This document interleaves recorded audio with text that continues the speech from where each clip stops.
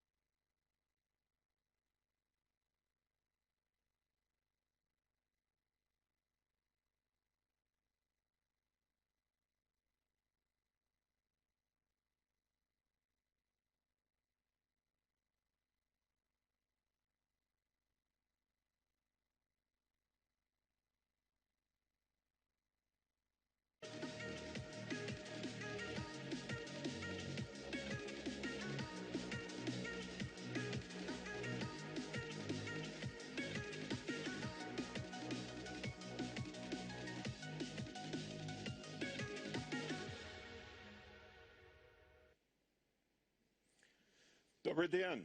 I'd like to welcome Good afternoon. titled Driven by Robots, What Will the Future of Mobility Look Like? My name is Jeff Schneider. I'm a professor at Carnegie Mellon University in Pittsburgh, where I specialize in artificial intelligence and robotics. I also was one of the folks that took a sabbatical to help Uber start its self-driving car program 6 years ago. I would like to introduce our distinguished panel members here. We have Dmitry Gorshkov, the Deputy Head for Control of Information Systems and Resources and Applications and Development with the Moscow Traffic Control Center. We have Greg Lindsay, the Director of Applied Research at the New Cities Foundation. We also have Alexander Palikov, Director of Research and Development at the Institute for Urban Transportation, the Mostrans Project. He is the Vice President of UITP and Chairman of the Eurasian UITP Division. We have Kirill Zarinardarov, Head of Transport Infrastructure Projects, the Skolkovo Foundation. And finally, we have Kirsten Heineke, a partner at McKinsey & Company at the Center for the Future of Urban Mobility. We know that vehicles transformed transportation at the beginning of the last century. And we've heard at this forum all the progress that's been made towards making transportation better in our cities and all the things that are being worked on currently. We're now looking farther ahead than that. We know that in China already, Baidu and others have used small autonomous vehicles to transport goods during the pandemic and do sanitization in the streets. We also know that many companies, Kitty Hawk, Joby, Lilium, are working on air transport. So this session is really about the future.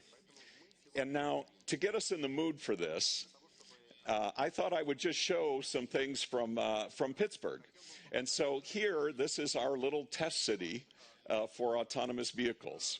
And so you see in this city, in this particular video, all the vehicles will have no driver. They're all driving themselves across the whole video. So it's not an accident that we're seeing this in Pittsburgh, as much of the work on autonomous vehicles started in Pittsburgh at Carnegie Mellon going back to the 1980s. And so we see the potential here for vehicles to make the process more efficient and also more safe. You will see in this video the things that are done to test the cars. Here we have the pedestrian coming out, and you see the car reacting to it. We also have bikes, many other things here that we test. And so that gets to one of the reasons we want to do this.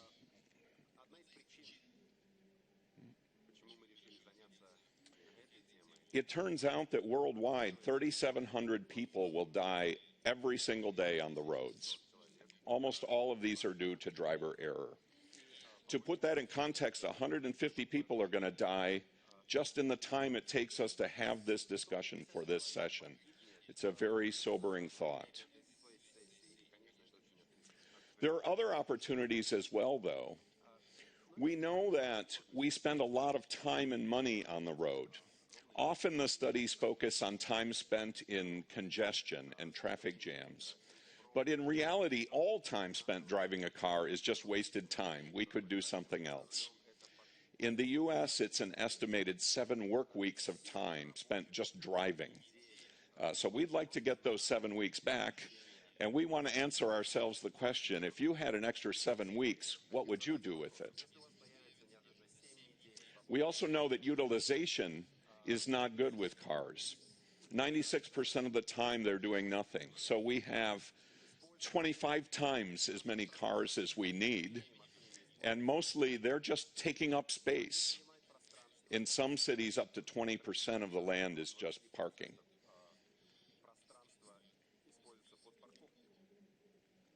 This brings us to a once-in-a-generation opportunity to redefine our cities.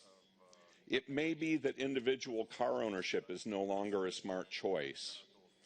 We may not need all this parking infrastructure. We have opportunities for more green space to reinvent our public transit systems. So really, it's a once-in-a-generation opportunity to make these changes. Finally, we should not forget about the fact that it's not only people that need transport. Goods also need transport, and we also need to take advantage of this opportunity, given that the current system was tuned to have a human operator, and we don't need all those constraints anymore. So with that, I'd like to move forward. So the topics of this session really are, what do we do to encourage this transformation? How do we get prepared for it? But also, how do we maximally take advantage of the opportunities that self-driving cars and other vehicles will offer to us? So on that note, I would like to turn it over to Dmitry Gorshkov to give us his thoughts on these topics. Go ahead, Dmitry.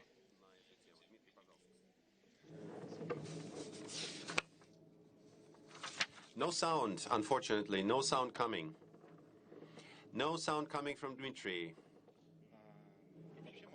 Well, Moscow is a big car-centric city. The number of vehicles is on the rise every year. We are developing. People start asking for a better level of service for themselves. And as part of this development drive,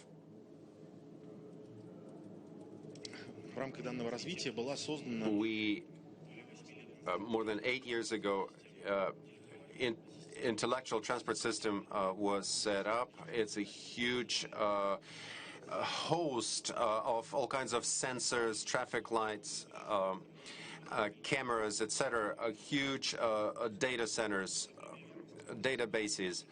Moscow means over 4,000 different sensors and detectors that allow to identify vehicles and analyze traffic, the distance between vehicles, the speed of the traffic flow, direction of traffic flow, and how we need to manage traffic in order to accommodate that. Over 16,000 intellectual traffic lights that manage flow, 180,000 cameras that can track down road accidents and helping traffic police, over 40,000 traffic lights. So Moscow is a huge city in this regard.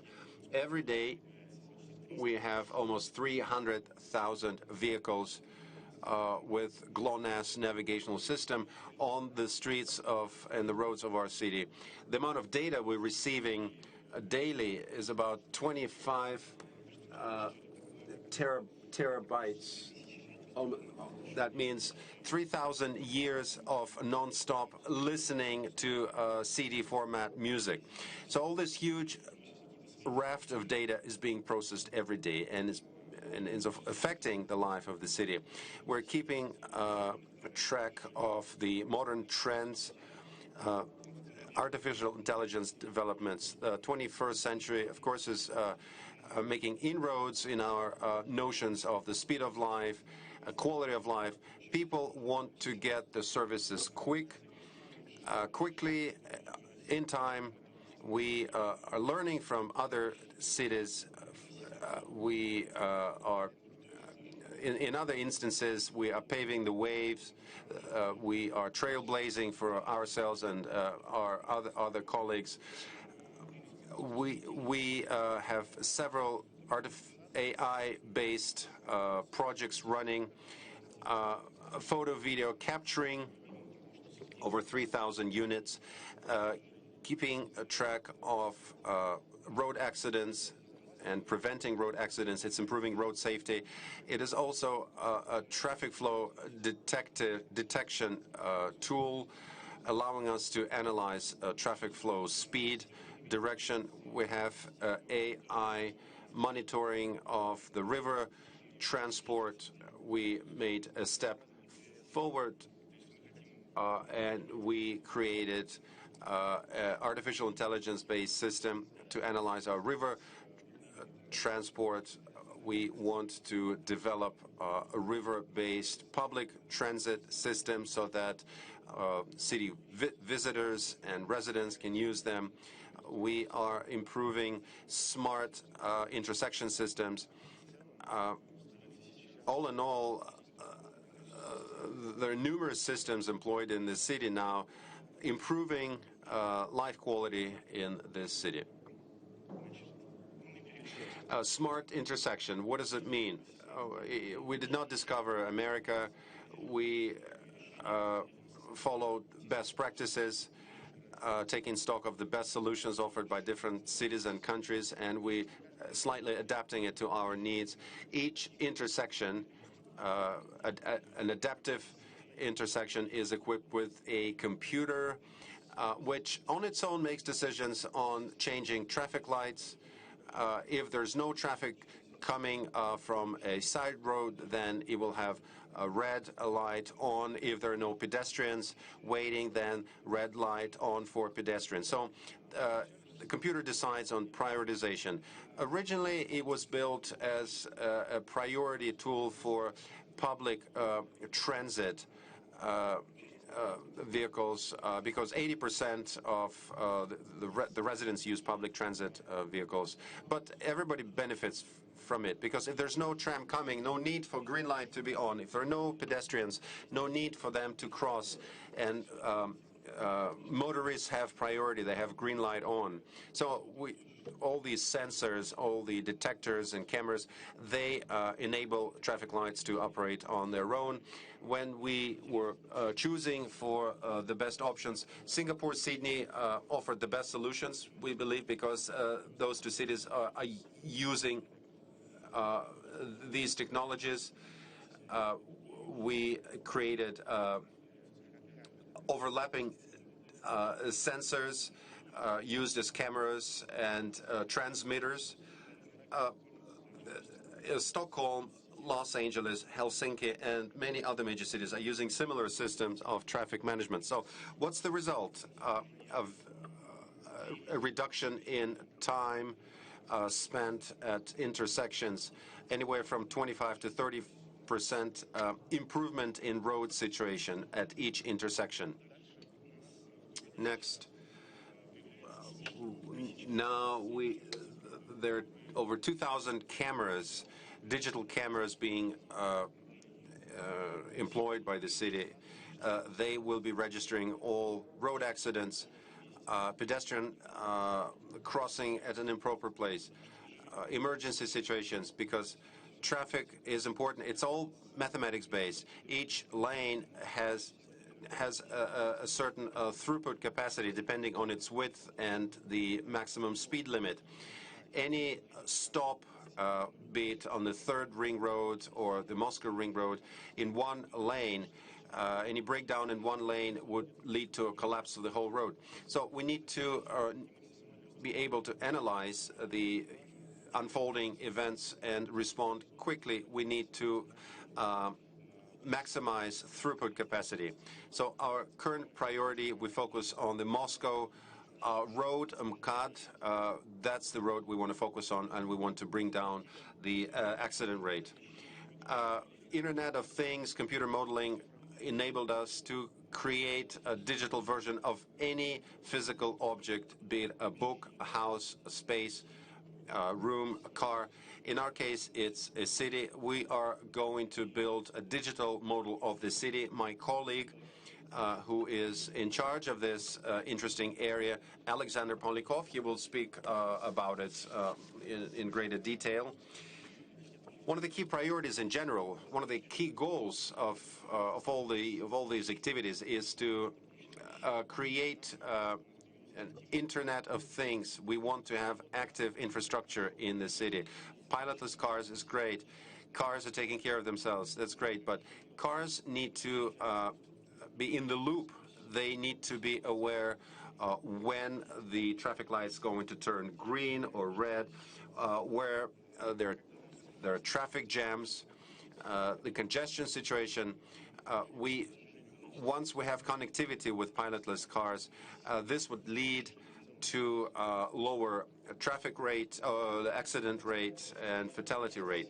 And finally, Moscow is moving towards mobility as a service very actively. We are developing user services. We have an app. It's called Moscow Transport. This year, we succeeded and we were awarded, we received an award, Ticketing Award 2021 in mass nomination. We beat Monaco and Nevada. Monaco's app was awarded the prize last year. The international community was very impressed with our approaches, intermodal approaches, because our app covers all modes of transportation. Any resident of the city may use it now, be it taxi, metro, car sharing, buses, bike sharing, push sharing. So a person using that app can build a route, can calculate all the fares that he would have to pay, can make all the payment ahead of time. He can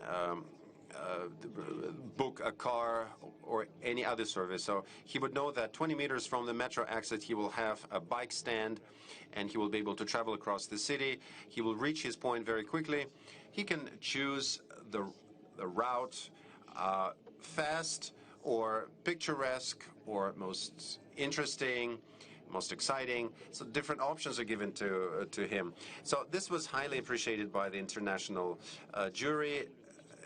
More than 2.5 million downloads of this app, more than 600,000 active users every month. And so more than 40 million routes have been built. More than 40 million. So this service has been used more than 40 million times since its inception. That's it for me. Thank you. Thank you very much, Dmitry. I certainly, from my experience developing self-driving cars, I know the importance of data for that development. I'm curious whether the city will use the data primarily for the city's planning, or might also share it with the companies developing the technology to help them improve their progress.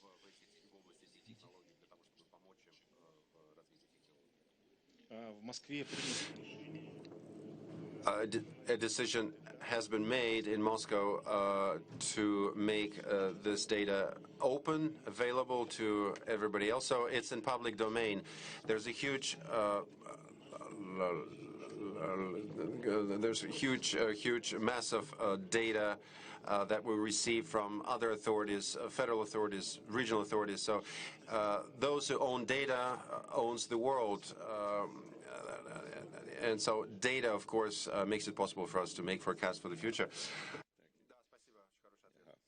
Okay, at this point, I'm going to turn it over to Greg Lindsay for his comments on the topic.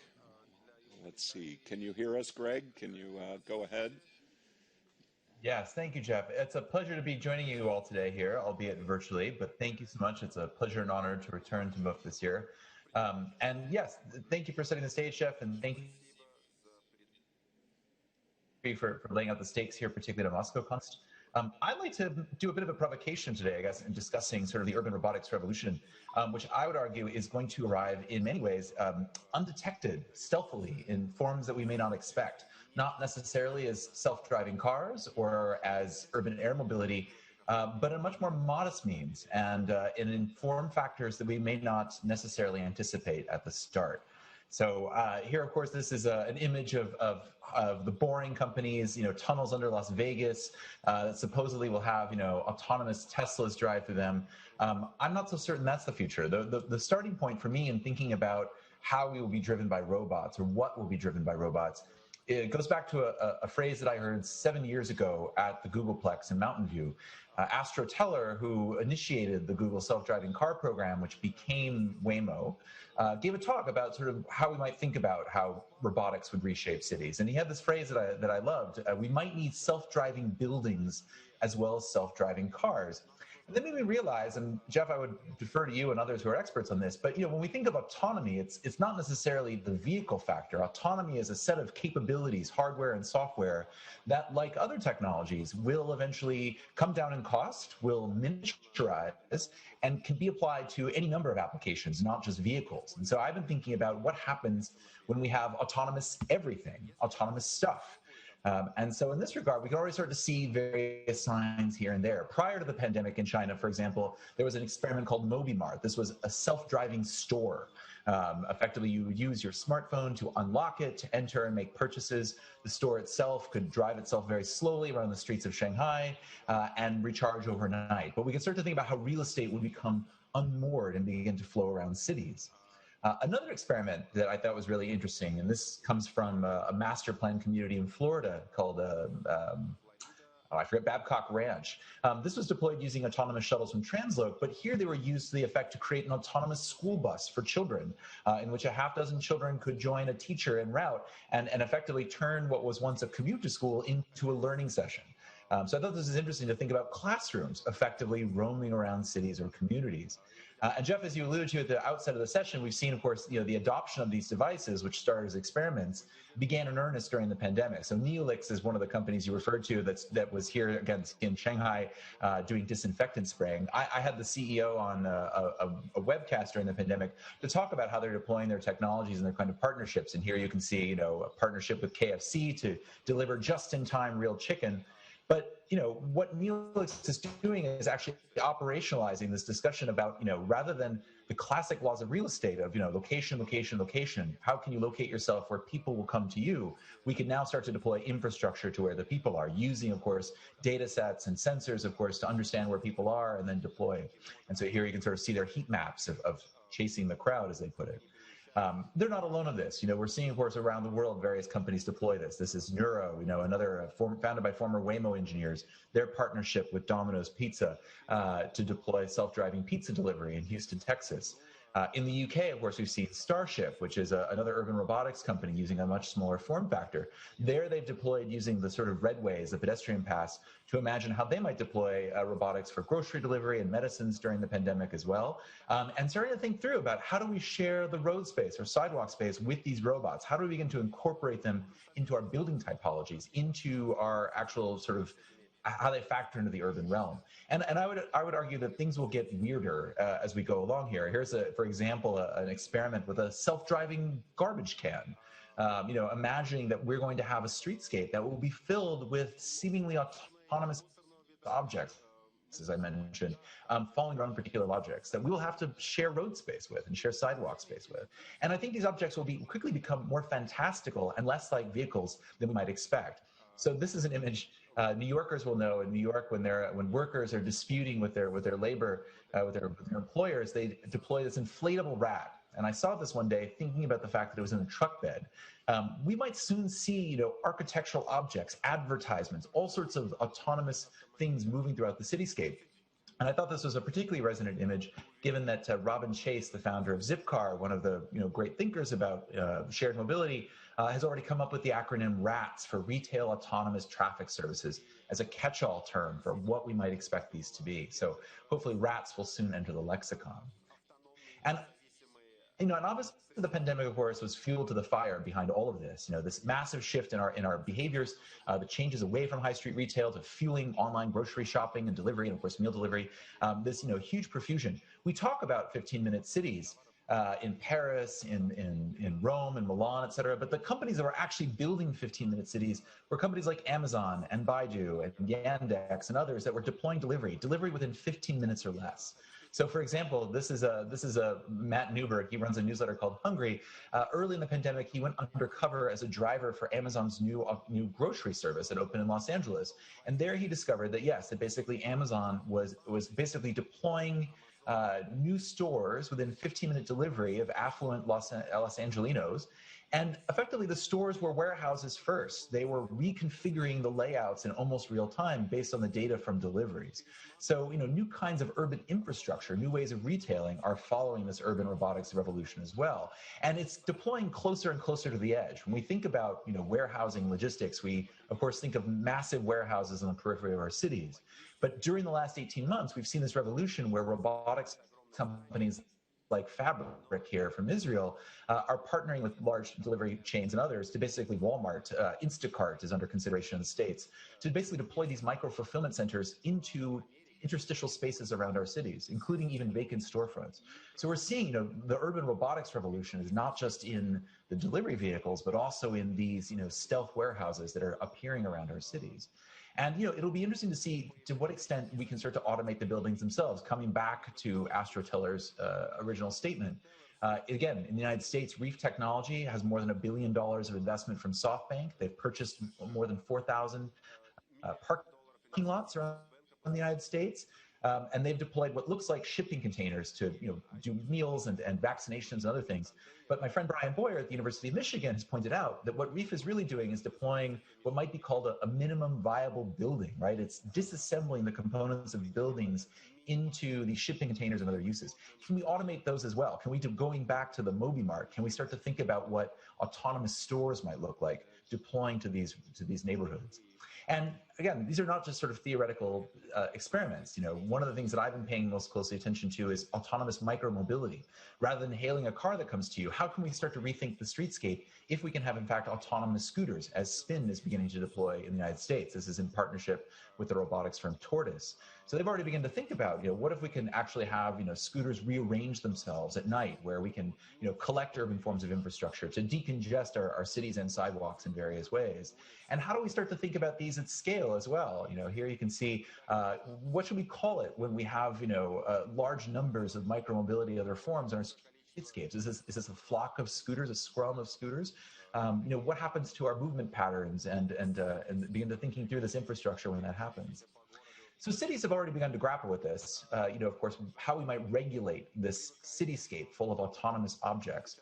Los Angeles, of course, famously deployed its mobility data specification to rein in scooters, the ability to both receive data and also send instructions. And that ability will become more important when autonomous objects are on the streetscape.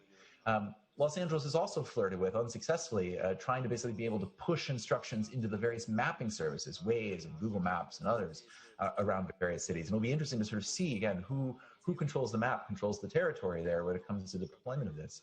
But we might also have to think about, new technologies, of course, about, congestion tolling and other things that can automatically update who is allowed to access which part of the roads. And this is a startup out of the US called ClearRoad that I've worked with. They basically use GPS-based, mileage-based or kilometer-based tolling services, first for autonomous vehicles.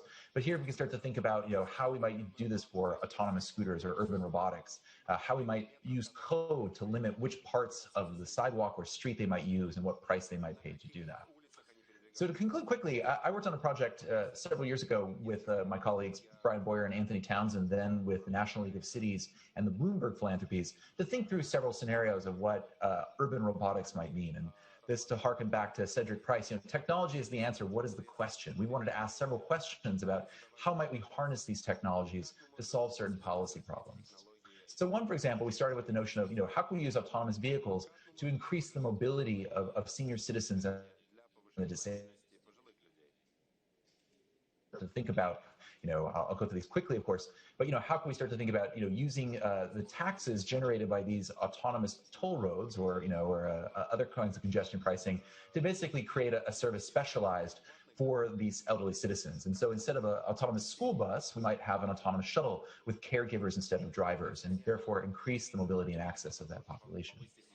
We started to think about what would be the impacts of urban delivery on workforces. Of course, automation is, of course, a giant fear that it may destroy jobs in cities across the world. So we started to think about, number one, how can we ensure that these autonomous robots were not clogging up the streetscape, driving people off of sidewalks? And second, could we create a new class of workers? Instead of drivers, could they be the people who take charge of delivery? We called them porters. We imagined that every neighborhood, every office building, every multifamily apartment might have someone who is in fact a concierge who might interact with the robots to sort those packages and ensure they get on their way. we fleshed out a scenario thinking through about the implications of the autonomous scooter. What if you could step outside your home and have a fleet of urban robotics, perhaps provided by the private sector or even public, that would allow you to choose the vehicle type that you needed for that particular moment? And this, of course, has been a dream for literally decades of Bill Mitchell at MIT and others, that rather than having a car, a 2-ton device that we use for everything, what if we could finally have exactly the device we need at that particular moment, which could deploy itself to you? And then finally, we thought about the implications of this for buses, and this is where I'll hand off to my panelists in a moment here too, is that not just, of course, autonomous cars or shuttles, but could we start to think about how bus rapid transit and other high-capacity street-based systems could be transformed by autonomous vehicles? So smoother rides, higher capacity throughput. Imagine that the systems could separate themselves, the urban periphery, to sort themselves out. These are also all possible with autonomous systems as we begin to think about how we can massage the throughput of our cities. So with that, thank you so much, Jeff. I appreciate your having me and everyone's having me here today. Great, thank you, Greg. It's amazing to see such a wide array of possible uses of autonomy. We know that many of these are in the early stages, some of them still research projects, some of them having small deployments. And I think on that note, I'd like to turn to Mr. Polyakov. I know that your institute also has launched a small number of autonomous vehicles, and I wonder if you could comment on scale deployment of such vehicles. I would like to continue and to follow the colleague. And there are some things I would like to dispute.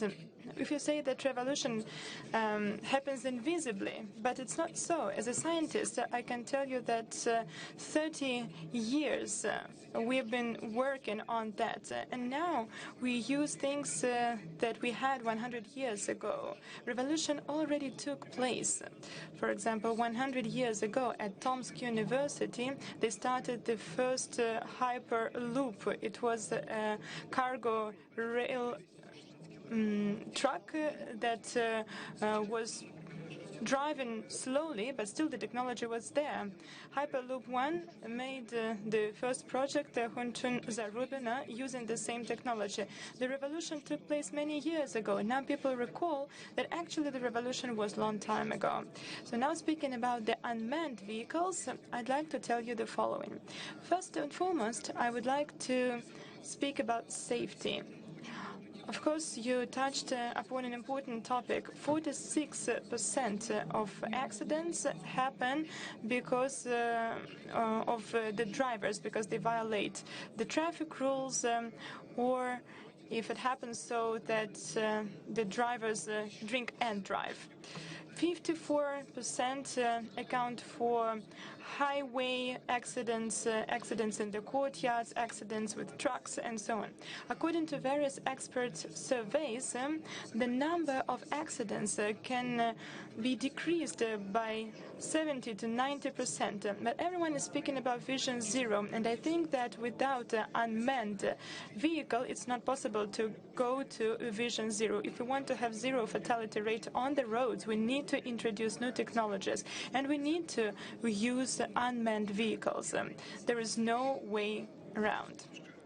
And right now, I would like to tell you about our projects here in Moscow.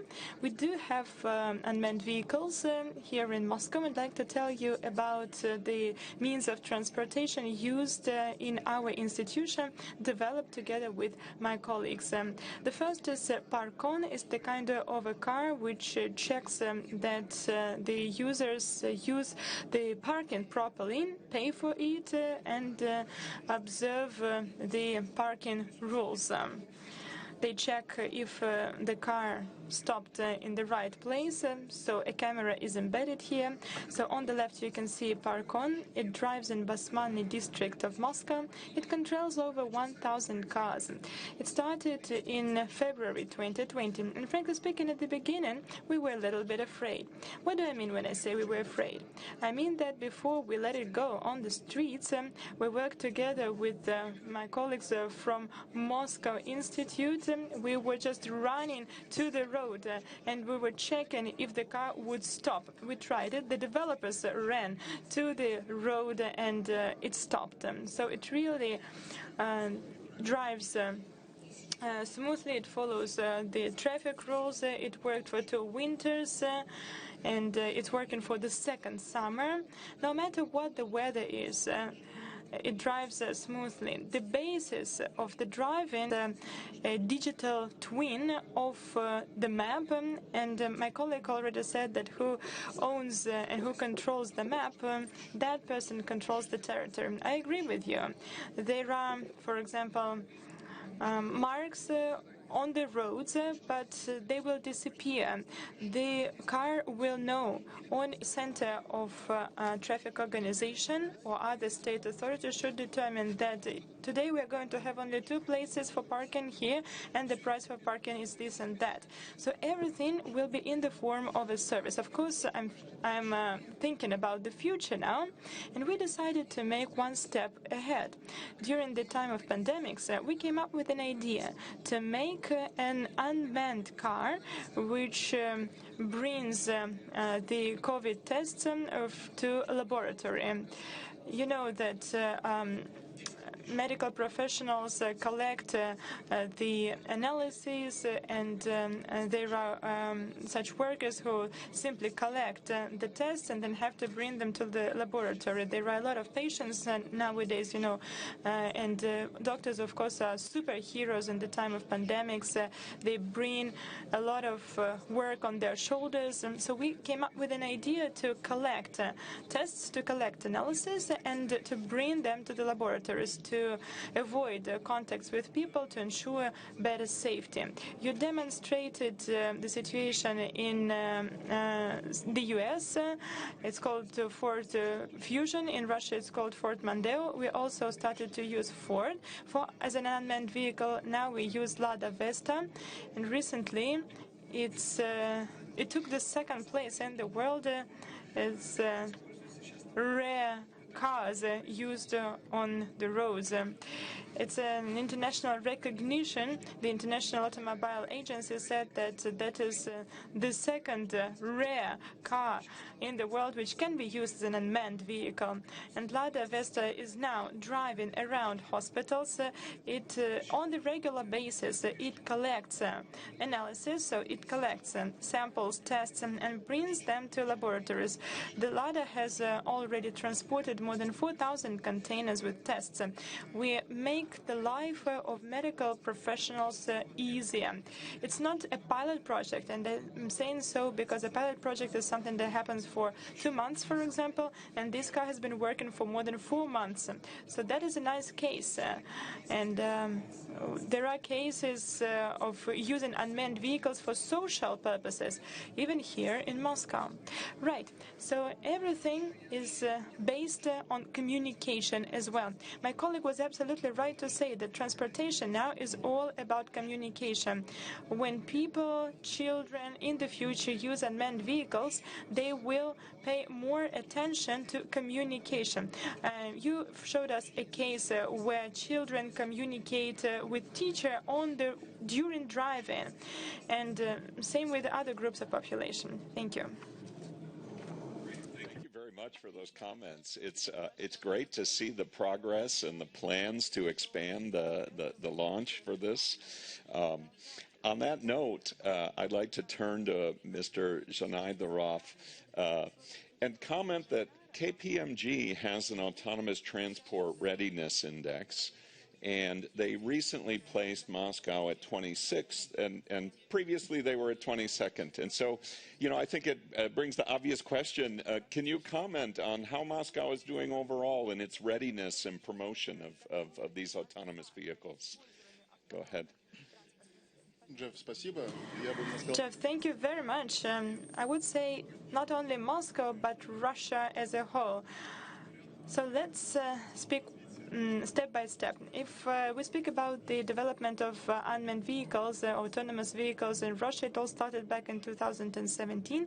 We already have specific solutions, and I'd like to speak about 2018. There are 3 key moments here, and TI AFTERNet roadmap was approved. It was the basis for the development of autonomous mobility. And we started to work in Skolkovo and Innopolis when we were driving short distances without drivers. And in 2018, there was a decree of the government to use unmanned vehicles on the roads, and these are the vehicles without drivers. In 2019, we organized a technological competition, upgrade the winter city, and we found out that the car behaved properly in winter conditions. And a lot of interesting and exciting moments we found out. In 2020, there were two interesting players, Sber Autotech and Yandex Taxi decided to have a separate area of focus, autonomous cars. And in 2021, there were three main drivers. The set of activities on testing and introduction of unmanned vehicles on the roads was approved. And then we became a member of the convention. The US has not ratified this convention. Everything happens faster, but we have ratified it. And in 2021, the plan was approved to launch a pilot project of autonomous car in Russia. Yandex, for example, drove 13 million kilometers without drivers. It made 17,000 of drives, and 170 autonomous cars are used. I think that we can compare Yandex with the largest players of the world. At Skolkovo, as I told you, we started to deal with it in 2017. We have three main stages. First, the testing at testing polygons. Second, the use at the territory of Skolkovo. And the third stage, the use of such autonomous cars at Skolkovo without drives. So in 2021, it was decided that amendments can be made to the legislation of Russia so that it becomes easier to launch pilot projects and to give the controls to the robot completely. We gave 11 permissions to test autonomous cars at Skolkovo facilities. Here you can see our testing roads at Skolkovo. The whole territory is used for that, actually. We tried to have a look what happens in Russia. And actually in Russia we have quite a lot of technological teams. They are developing various technologies, deliveries, transportation of people, taxis, module system, the use of new technologies built from scratch, and the technologies which are embedded in already existing cars. Alexander already spoke about it. Here you can see poster line. It's a commercial car developed by a small company, and it demonstrates really great results from the point of view of technological readiness. All the cars I've shown to you can be divided into different types. So cars built on regular cars and cars built from scratch, like cargo trucks that are autonomous, that are used for logistics tasks, or platforms created by Sberbank, for example. It's an autonomous car which doesn't have a wheel, and it's already the fifth stage of automation. And you can divide the cars according to the methods. It can be a comprehensive solution when you use various data, visual data, GNSS, and so on. And cars like Tesla, for example, Elon Musk refuses LiDAR and says that you can resolve all the problems with the help of stereo cameras and sensors. Well, my personal opinion is that the question of autonomous vehicle development without LiDAR is limited, because at difficult intersections it becomes difficult, and the navigation cannot help you to resolve a comprehensive problem. I believe that the question is all about the integration of various sensors and systems that work all together. You demonstrated a video from Philadelphia, and cars are equipped with LiDAR and everything else. And people doubt about LiDARs because they cost a lot. But we know that all the technological things become cheaper, and the LiDARs will be cheaper too. So at the beginning they cost about $7,000. Now it costs about $500, and in 2025 it will cost about $100. It will not have a significant influence on the price of the car. And that is the dynamics we had with batteries for electric cars. There we can also see the decrease of price, and in the future electric cars will cost the same as the cars with the internal combustion engine.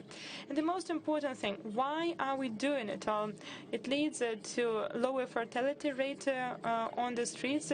In 2017 we started to use various autonomous cars in the facilities of Skolkovo, and we had no traffic accidents. They had dozens of accidents with cars driven by people, but unmanned cars didn't have any traffic accidents. There were some funny accidents when there were conflicts between drivers and robots, and drivers couldn't understand why the car was driving precisely according to the traffic rules, and there were conflicts between people, so drivers and robots. That was funny. And it's convenient because it gives you time to do what you want, and Jeff was right to say that time is the biggest and the most precious thing. We spend a lot of time just driving, and usually we spend this time simply in traffic jams.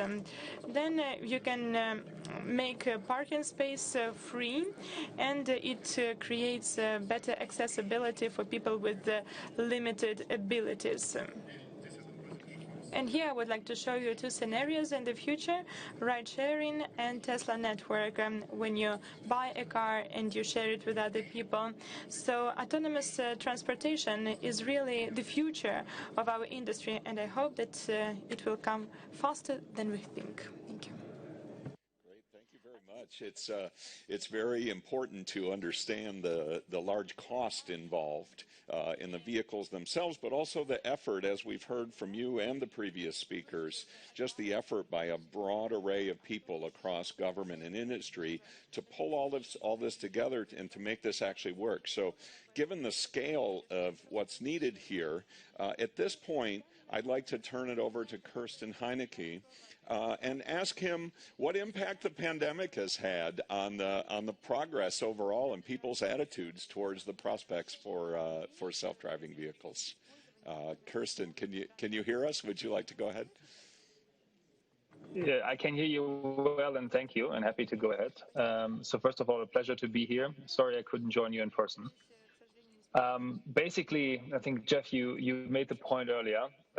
We very much share this notion that we're somewhere in the middle of this, what we call mobility's second inflection point, but basically the big revolution, where instead of like in the beginning of the 1900s when we switched from horses to cars, or when our forefathers switched from horses to cars, this time we're going to do a similar switch, but it's not going to be from one thing to one specific other thing, but instead it's going to be us switching from using a car for everything that we do to get from A to B. So mobility meaning I get into my car and I go to my destination, to I pick the quote-unquote best possible option for every single journey that I do. And that best possible option might well include, and will for sure include, autonomous vehicles to a certain extent, but it will also include multimodality and many other shapes and forms of transport, some of which we have seen today. And coming back to your question on the pandemic, I think the pandemic has only accelerated many of these shifts. When we talk about mobility demand, when we talk about mobility patterns, I think one big thing that we're seeing is that consistently people like to use bicycles and other forms of micromobility more and more compared to pre-pandemic. But at the same time, we also see that some of the technology development has accelerated, especially when we think about autonomous transport for goods, due to the requirement to pass on parcels and many other things without contact and do contactless delivery. But then we also do see that autonomous driving is still accelerating and is sort of coming up a bit further in the hype cycle. When we think about this sort of future of mobility in a broader sense, we do believe that autonomous driving is for sure one of the key elements here. It's definitely one out of those technologies that are enabling this, and we do believe it's actually going to be the most massive disruption and the most massive disruptive element. For sure, electrification makes our vehicles green, but it doesn't necessarily change congestion, and it also doesn't necessarily change how we actually get from A to B and what our relationship is towards owning a vehicle versus sharing a vehicle. And therefore, we are extremely happy that at the moment there is lots of activities ongoing and many companies are making great progress. This is obviously a bit of an outside-in view, so some of the companies might see this differently, but we do see many companies that have made strong announcements and actually launching autonomous vehicles extremely quickly.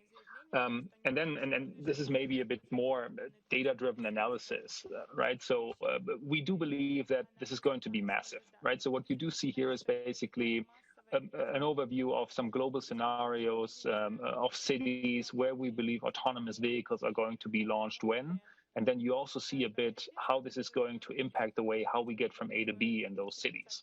So if you do take a look at for example, the central column for Europe, we do believe that the modal mix, so the way how we move about, especially in cities, is going to be changed quite dramatically. And if you look at these columns in the center for Europe, you see two blue buckets on top of those columns, and you will see that they're actually quite massive when it comes to total share of the modal mix.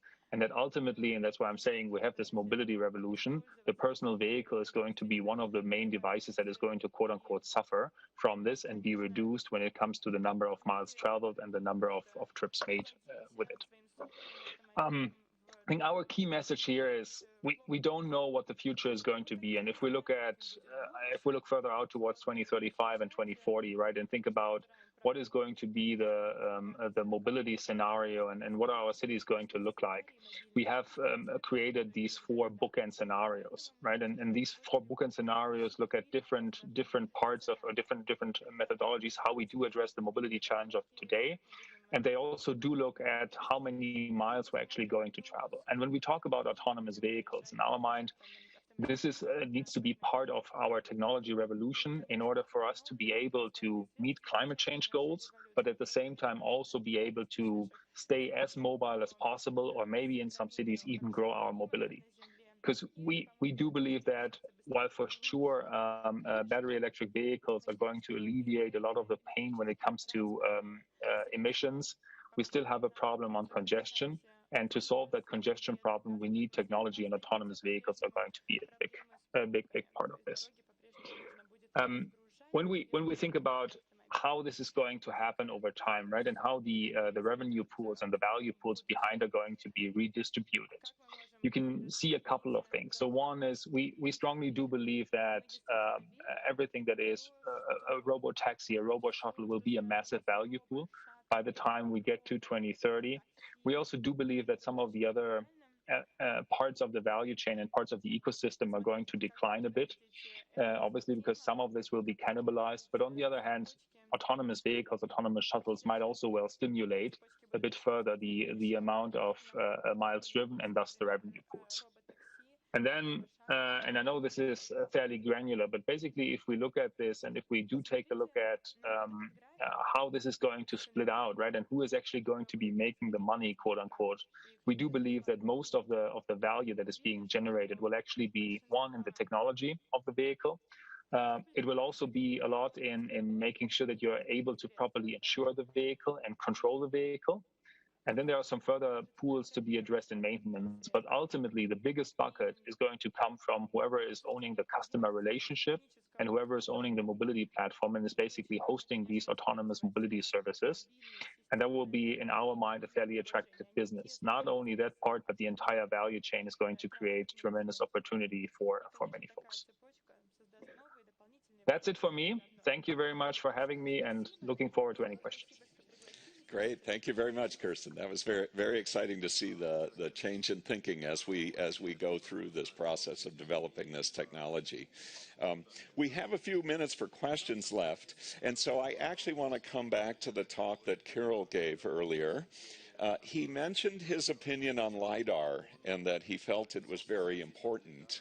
And so I want to ask him the same question about vehicle-to-vehicle communication and vehicle-to-infrastructure communication.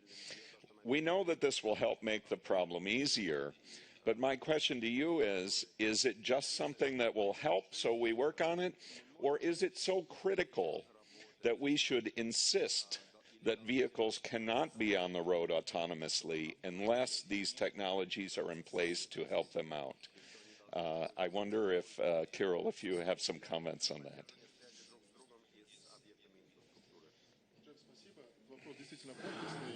Thank you. It's a comprehensive question, and it would require a lot of testing. My personal idea is that we need to develop both vehicle technologies, but also infrastructure.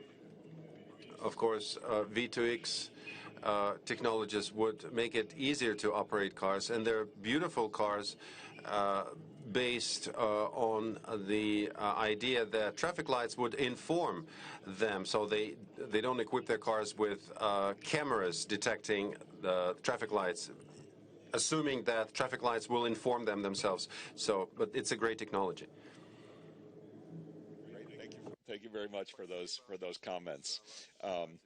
One of the things I want to ask now, and I think I'll be addressing this to both Dmitry and Alexander for their comments.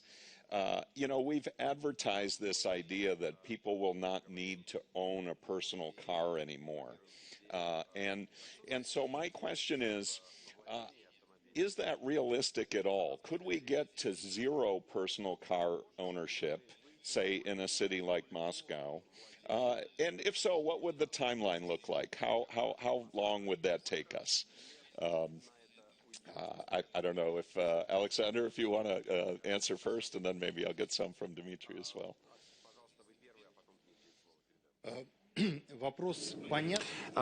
It's a clear question, and there is an answer to it. Can we get rid and abandon horse-driven carts? Even when it comes to teaching children equestrian sport. No, because some people like it, they can afford it. It would be very expensive to have a non-connected vehicle. So each vehicle, they're connected already now because we are compiling navigational data. So all cars are connected, and they're connected to the infrastructure. And already now, cars can detect the forthcoming traffic light. So there is connection. Can we use, yes, racing, in racing, they will use unconnected cars, but they will be very expensive. It's just like Arabian horses, very expensive.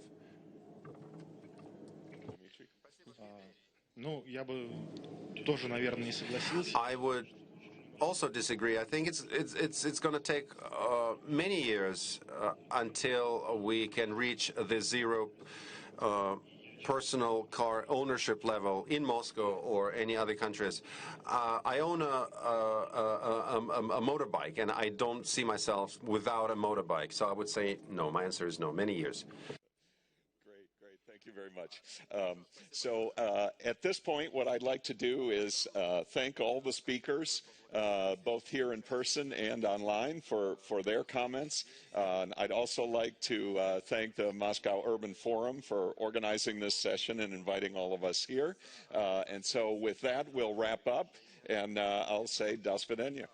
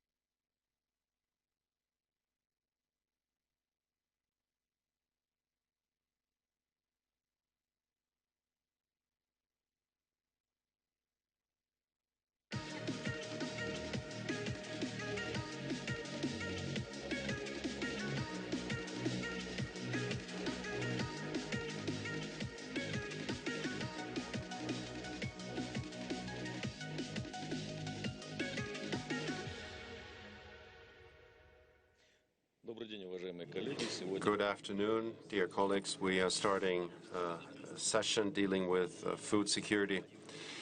It's one of the priorities in the context of the pandemic.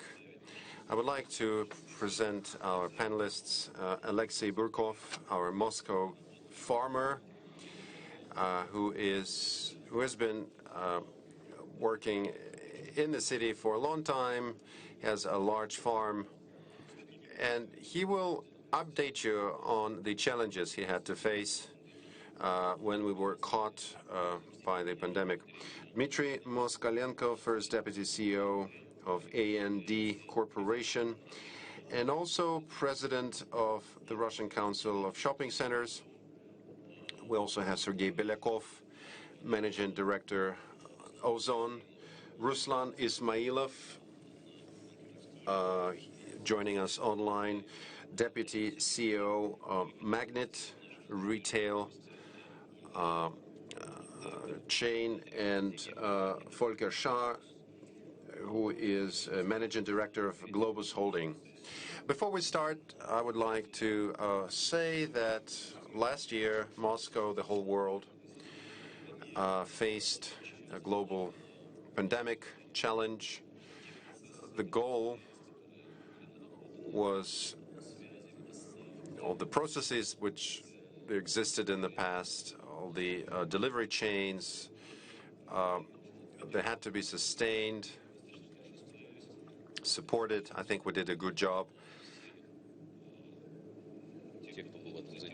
Clearly, all stakeholders, namely retail chains and suppliers, our colleagues from the wholesale segment, farmers, they had to deal with the consequences. We set up monitoring of certain groups of products.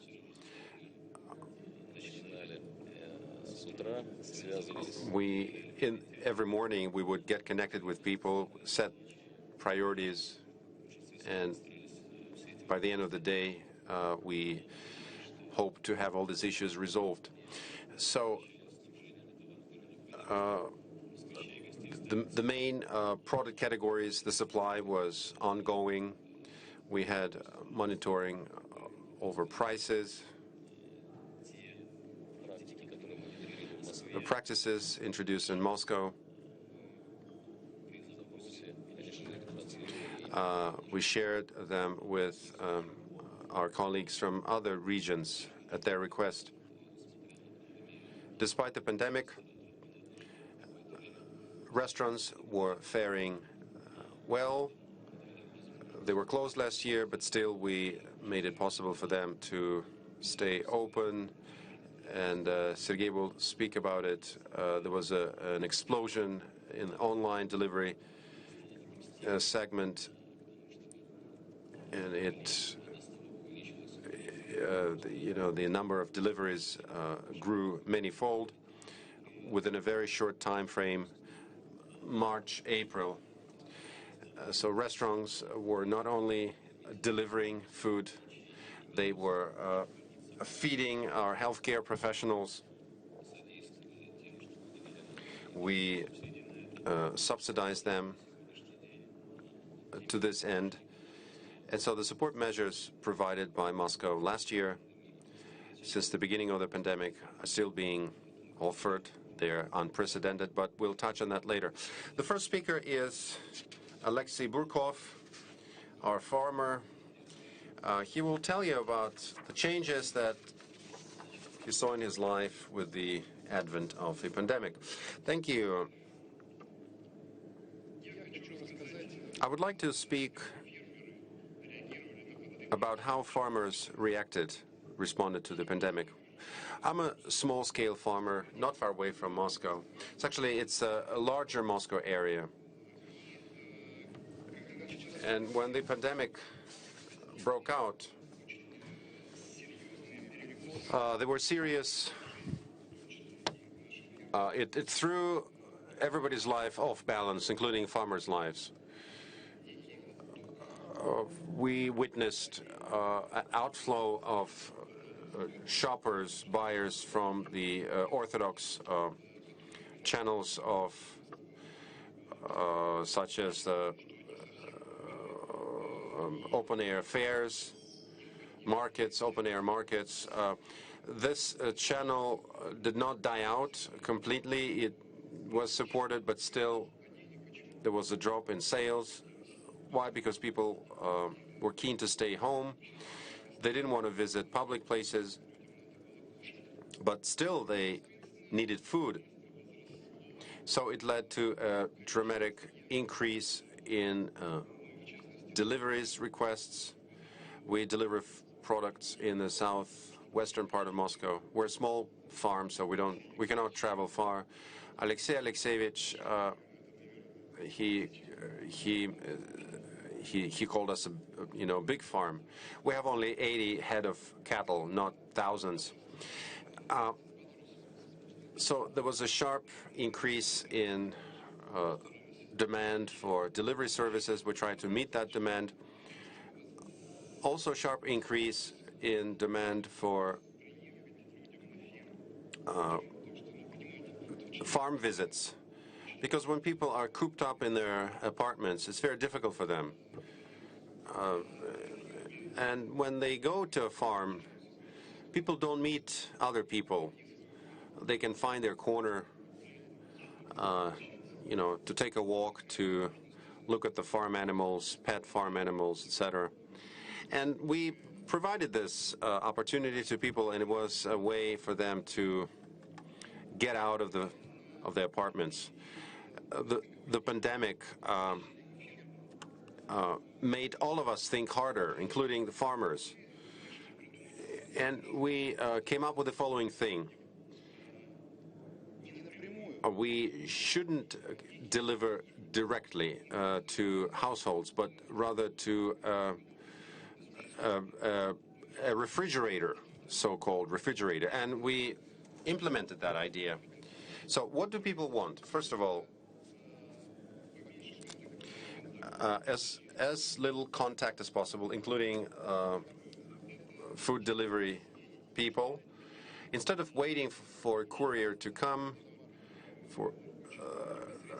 people want to receive their order when they want and where they want. Also, direct contact with a farmer, with a producer, is very important. So it makes a transaction individual and unique, not something standard and faceless. And naturally, high-quality products that they receive. So from a farmer standpoint, what matters to a farmer? To have a smooth logistics, steady flow of clients, and an ability to communicate with clients in an online format. So direct contact with clients. So following this small project, we set up refrigerators at 11 multi-apartment housing blocks, and this could evolve into a global system, a major system for foodstuff delivery. It's not interesting to have 10 refrigerators. Of course, it does help me as a farmer, but there should be thousands and tens of thousands of refrigerators in every entrance to every apartment block. And then, based on a logistics network, we can get farmers involved, get them on board. They can package their produce or products in standard boxes, deliver them to a reception point, and then at night, when there's no traffic, those products can be delivered to respective refrigerators. When a client needs, he can just go down to the first floor, uses QR code, open the refrigerator, his bank account is debited, he picks up his order, goes back to the apartment. Indeed, it's not really my format, because there should be a system in place. And I think that stakeholders would support a small-time farmer, and maybe this would evolve into a major system. It would give an impetus to the quality product delivery system, connecting farmers with users, with consumers, and it would be convenient to people. Our practice shows that we brought boxes, put them in refrigerators, a client comes in, scans his QR code, the refrigerator opens, a person picks up a box, and that's it. His, certain amount is withdrawn from his bank account. It's very user-friendly. So in the southwestern part of Moscow, we set up 11 refrigerator points, and that's a pilot project. Thank you very much. Thank you. My understanding is that this project probably will have a follow-up, and Sergei will speak. They're slightly bigger than you are. Speaking about open-air markets and fairs, we have been developing this format for a long time. Does this format help you in your activities? Open-air markets, fairs, is an interesting channel, an interesting format. It allows farmers to communicate directly with buyers, bypassing intermediaries. Indeed, this format can be developed further. Some new types can be introduced, depending on the success of different cases. But I think it has a lot of potential. It allows farmers, gives farmers a chance, and it's very convenient to end customers. Thank you. I would like now to ask Dmitry Moskalenko. Last year, as we were exiting the lockdown, and the first people we spoke to were retail chains, and the safety protocols, we worked them out together with the business community, with the Russian healthcare watchdog, Rospotrebnadzor, trying to ensure utmost safety of shoppers in shopping centers, in retail stores. Yes, you're right. As practice has shown, shopping centers, after healthcare centers and hospitals, turn out to be the most well-prepared and well-equipped to deal with COVID-19, and in terms of the number of safety measures and safeguards that were put in place. We have statistics in Moscow region, showing that the reopening of shopping centers did not in any way affect the infection rate dynamics. But if we look at the initial stage of the lockdown, we were closed down, and we closed down our shops, and thanks to our colleagues, we did our best to comply with the new requirements, because a closed shopping center is basically a warehouse, a big warehouse, and we could sell foodstuffs, telecommunication services, and pharmacies were also open. And we continued retail trade in those groups of those categories of goods, so that people living nearby could purchase those goods and services. We set up new air purification systems, antiseptic gels and liquids, all those safeguards and measures which had never been used before. Since a closed shopping center is just a warehouse, it was turned into an order delivery center. And so the people needed to pick up their orders despite of the lockdown conditions.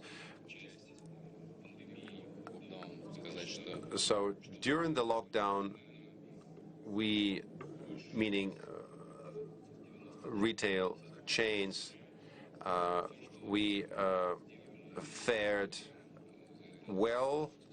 We met the test with flying colors. I'd like to thank my colleagues for that.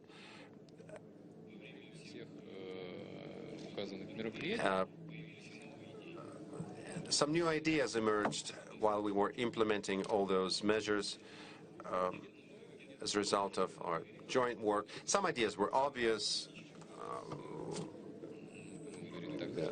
nothing new, but once lockdown was over and gradual reopening began, we had, because not everybody was wearing masks and gloves, we had to set up stations for dispensing masks and gloves. We had to mark the floors. We had to put up information boards about COVID-19 measures. That's what we deployed. Then, since the arrival of the vaccine, we set up vaccination points, vaccination stations, and there still exist in shopping centers, and soon I'm sure we're going to have vaccination booster centers or stations. And we were managing shoppers' flows. We changed the layout, since we had to dedicate certain areas to COVID-19 measures. And then, either thanks to the pandemic or in spite of the pandemic, we realized the need for some conceptual transformation of trading centers, shopping centers. And the ideas that came to me, I would like to share them with you. The global risk, including the pandemic,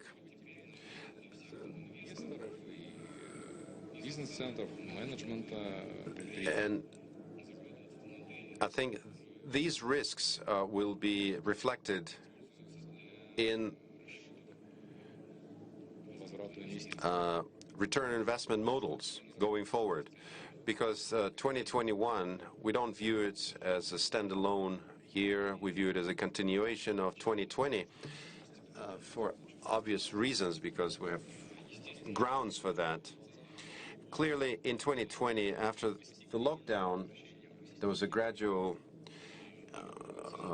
return of shoppers to shopping centers. Competition intensified, which had a positive effect on end buyers, because shopping centers, they had to fight for the loyalty of their customers, to develop communication. And of course, that benefits buyers, that benefits consumers. That's the way the market operates.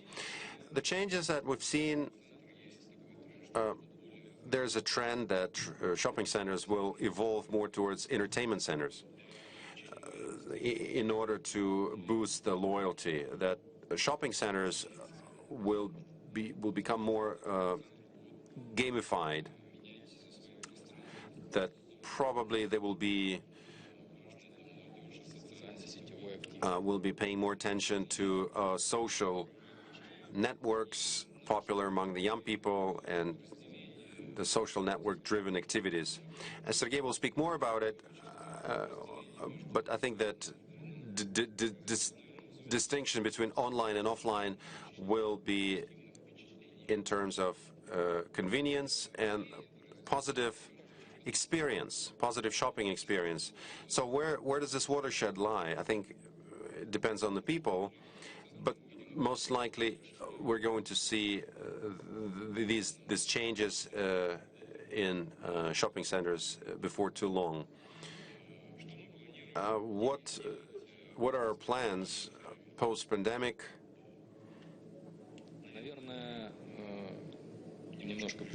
I think it's a bit too premature to speak about the post-pandemic period because we're still living the pandemic.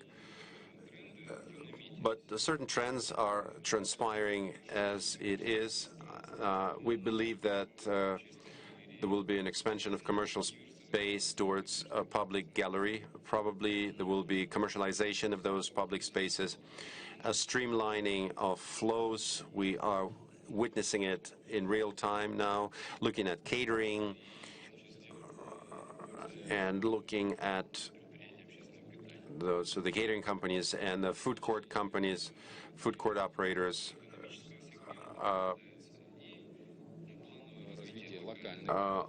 development of local brands.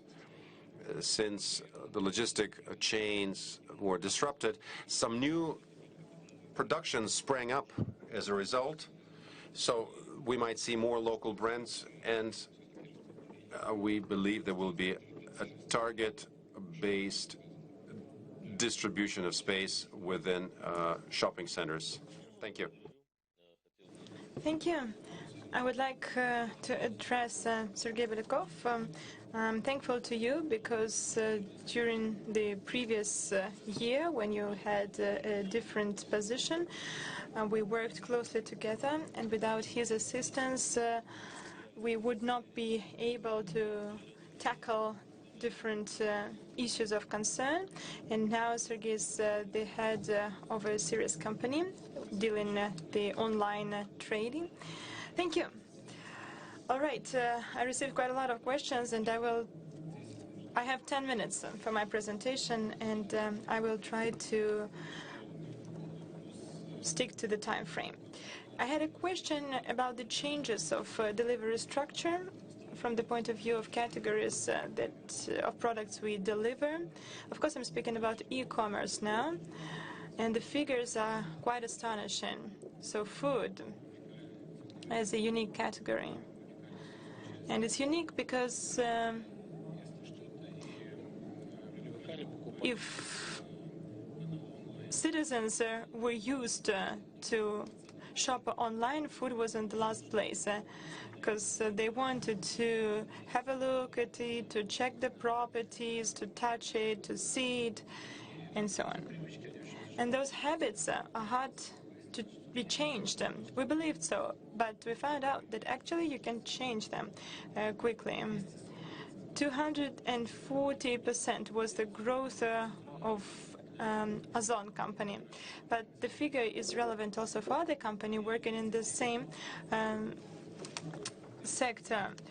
Food for children, 175, milk 340%, and so on. The growth is huge. We see that the culture of shopping has changed. The new trends have been formed, and it's not about the future. This is something that already happened yesterday, and now we still feel the effect of e-commerce. What is the difference of online and offline shopping? I believe that I'm not an expert, but it's a service, and every service has two main characteristics. First, we don't have any facilities. We don't own the facilities, and we don't have to maintain them the way retail offline companies have to do it, and we do not have people who actually sell. It's not good and it's not bad, it's just a different kind of activity. In some cases, people go to shopping malls to communicate, to spend time, and they completely agree with the set of challenges that shopping malls face. And in some cases, they don't want to go anywhere. They're just used to stay home and to spend time for other activities. Consumers are different, and it's great that now they have choice. E-commerce has a small share of our turnover. In 2020, it was 8%. Before, it was 6.7%, and the growth in 2020 allowed us to go from 6.7 to 8%. In the US, in Canada, in Asia, there the share of e-commerce is 20%. You can see our vector of growth and the figures which we can reach. Well, if we grow by 27% year on year, and that is possible, we will increase the online share of our turnover. It means that it's more than 8 trillion rubles of turnover. Such speed of growth will change the structure of offline and online dramatically. And online will account not for 8 but for 18%, so close to 20. That is important, and I will tell you why. It's an indicator of how retail of the future will look like. A lot of compliments were made to trade, people and restaurants. Let's speak about people who were engaged in that activity.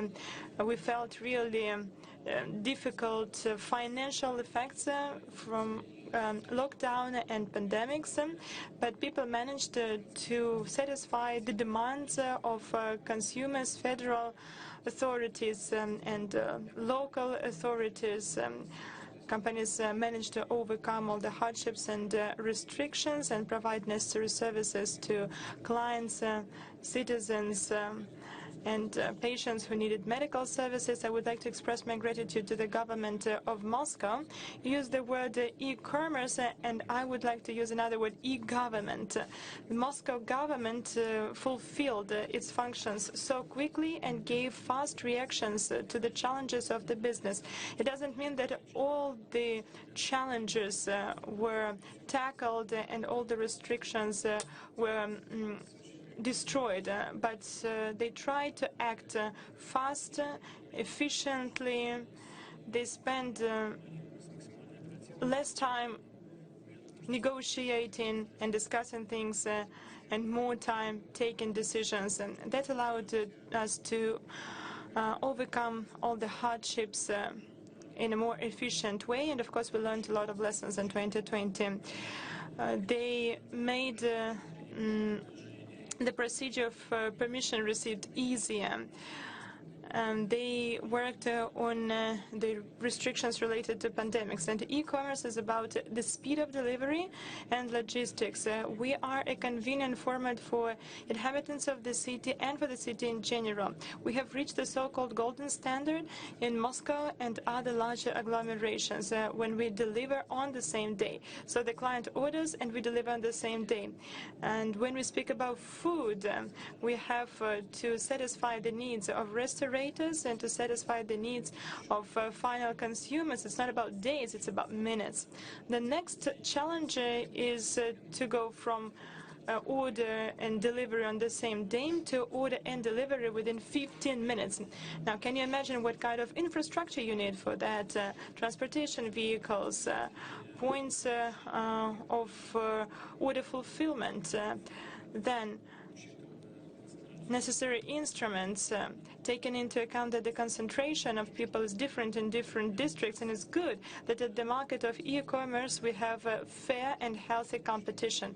There are not so many companies, but the competition is so tough that clients can get fast and high-quality service without alternatives. This is what I like to say. We're a good instrument for the development of urban policy and city development. We are also an instrument for the development of small and medium enterprises, for business in general. But the main client, or I would rather say the best partner of Amazon is small and medium enterprise when they can bring the products to our showcase and cut the costs related to the promotion of goods, choose the services and get access with the help of us to the consumers, and not only in the region of presence but in different regions of Russia. So it's all about expert potential.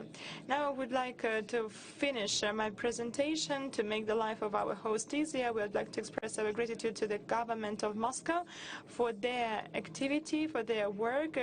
We have a really good balance between business and government, and they offer good instruments for the improvement of life quality in the city and in the country. Thank you. Thank you. I have a short question. You said that 20% of trade abroad accounts for e-commerce. So when can Moscow come to this figure, according to your estimation? Well, now the e-commerce accounts for 8% in Russia. If you take Moscow, New Moscow, Large Moscow, the percentage is higher there. I believe that we are using all the new trends so quickly, and I'm sure that we will get to that figures really quickly. I believe in Moscow it will take us no more than 2 or 3 years to get to 20% of e-commerce. All right, if we need to do it, let's do it together. Thank you.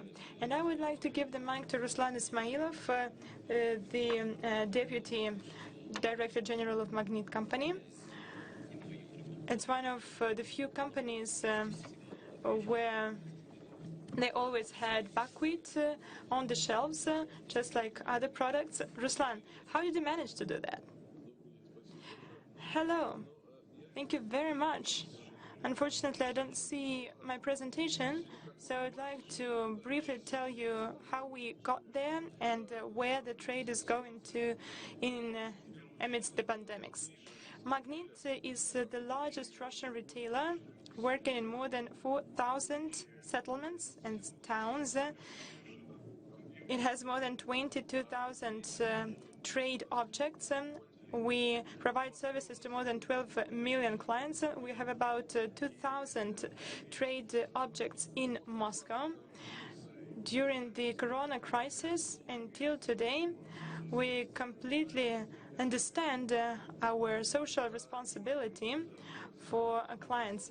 And thank you very much for your kind words. Magnit managed to overcome the surge of the demand with the help of 2 main factors. Let me start with the first one. We started to get ready for it beforehand. 2 weeks before the peak indicators, we started to receive deliveries to our distribution centers and storages. We improved our logistics. We took various organizational measures, changed the structure of our trade objects. We simplified a lot of internal processes. And now let's go to the second factor. That was the support of Moscow government, the Ministry of Trade and Industry, the Ministry of Agriculture.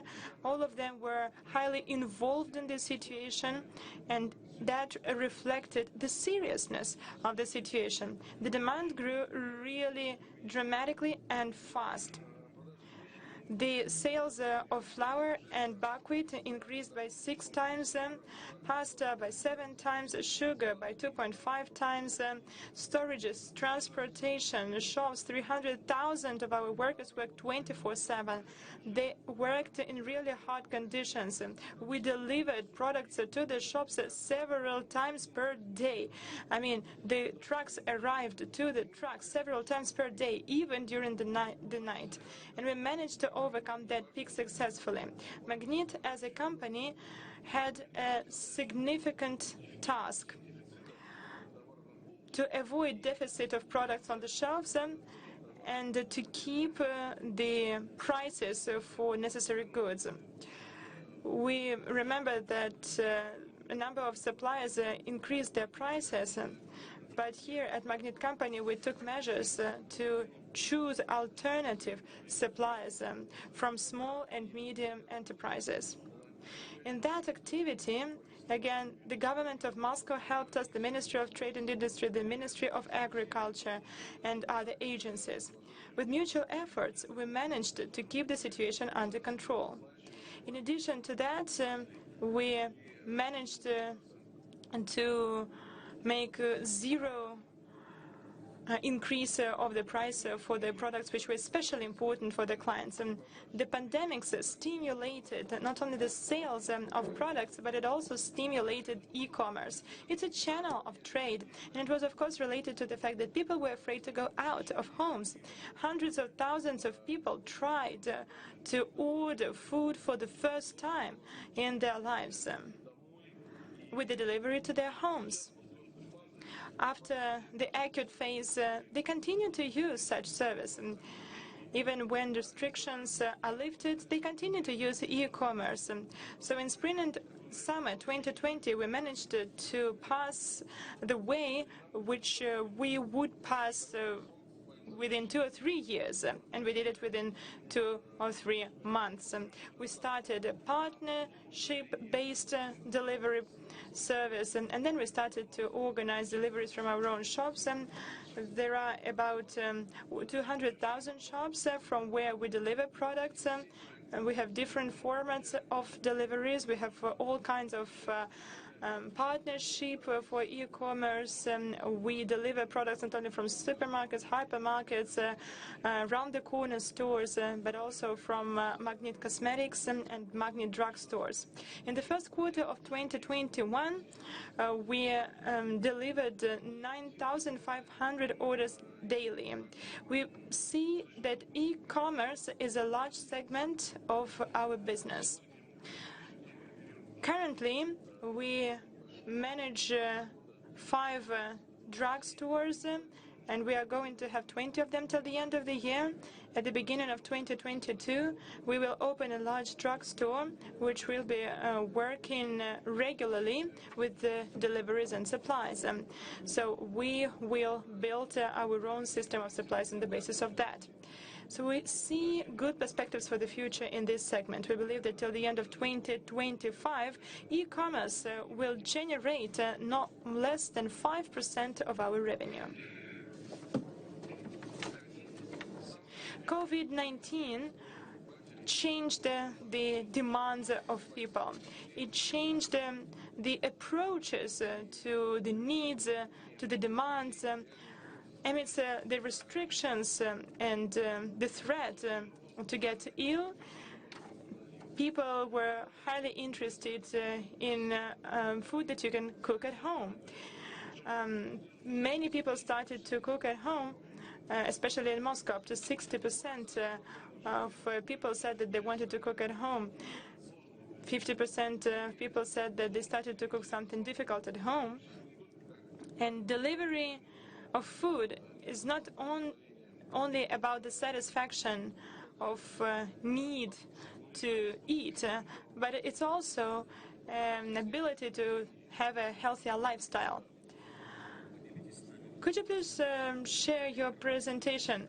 I think that you can share your presentation because we do not see it. Can you show your screen? Unfortunately, I will not be able to do it now. All right, no problem. I will try to listen and understand what I say. Sure, we'll do it. Okay. So let me continue. When the restrictions were lifted, people continued to cook at home. Pandemics made people think about their health and be attentive to their healthy lifestyle. More than 70% of people now want to have a healthier lifestyle, to stay fit. About 80% of Russian people today say that health for them is top priority in life. All these things lead to better consumption of healthy food. According to the results of 2020, the sales of vegetables and fruit is 2 times higher than the growth of revenue in general. We pay a lot of attention to this factor in the shops, and we organize specific places and shelves, as well as stands where healthy food is sold. We raise awareness among clients, and we tell our suppliers and our clients about healthy food, what you can buy and what you can cook. Pandemics also increased the speed of such trends as demand for local brands. That is demonstrated in the fact that we mostly sell fruit and vegetables from local suppliers. We actively see it not only in Moscow, but in different regions of Russia. It all has an impact on the transformation of retail. I already told you that the habits, the demands of clients change. E-commerce becomes an integral part of everyday life. We see that retail has transformed, and definitely the transformation will continue in the future. It doesn't mean that traditional retail and shops will be closed. No, of course they will continue to exist, but e-commerce, the development of modern technologies, digitalization will lead to a situation when retail will have several channels. Shops will be places for emotions. Shops will cause emotions. I believe that the behavior and behavioral patterns of clients will change. Shops and usual malls and shops will be places for people to spend time, to get emotions, to get information, to learn something new. And at the same time, e-commerce, of course, will develop quickly. E-commerce is not seen by us as a separate format. It's simply something that is an addition to our channels of communication. We want to become an omni-channel type of retailer. We want to operate food and non-food products. We want to use different channels of sales, including digital channels. We hope that in the facilities of Magnet, clients can satisfy their basic needs the way they want it. Currently, we are starting to actively work with products from the farms. We implement projects with the Rossellhozbank and MSP corporations to attract more local products, products from the farms to our shelves. We have a simplified form of the contract with the farmers to make sure that it's easier for the farmers to enter the shops, to get to the shelves. All those things actually create a comprehensive proposal for the clients. Of course, times were hard. We managed to overcome the hardships, and I'm convinced that we will be able to overcome all the hardships and get through all the tests. And the lessons learned will be used for the benefit of the clients. Thank you. Thank you, Ruslan. One question, if I may. You said that now the number of deliveries has grown to 10,000 by 2025. You're planning that 5% of all your turnover will be e-com driven. How many deliveries are we talking about on a daily basis? Today, there are about 12, 14 million checks. So we can expect that there will be a respective amount of deliveries. So just as part of the chain delivery. Okay, thank you. Now I'd like to give the floor to Volker Schaar, Deputy CEO of Globus. Volker, in your view, what's the difference between your shop's operations in Russia and your stores in the Czech Republic and Germany, and your view on the development of retail trade going forward?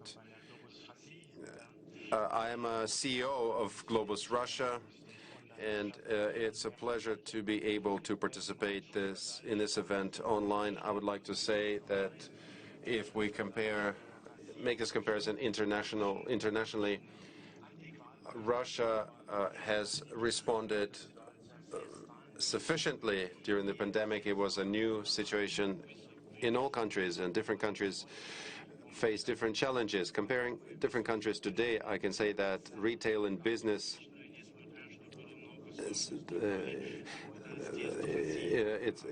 the business here in Russia is most harmonious despite all the difficulties. The most challenges we had in the Czech Republic, in Germany, because they went through different peaks, and we were lucky to have the government on our side, suppliers, so we managed to make safe arrangements, shopping arrangements for our clients. And a focus was made on the protection of customers and employees. And I can say that in Europe, everything started 1 month ahead of Moscow, so we were slightly prepared, both mentally, and we did everything possible to alleviate risks. I think Globus was the first company in Russia that introduced masks and gloves to our clients, so we reduced contacts among our employees. We checked temperature of all clients, all shoppers. That was the focus of our activities. As you said, Alexei Alexeyevich,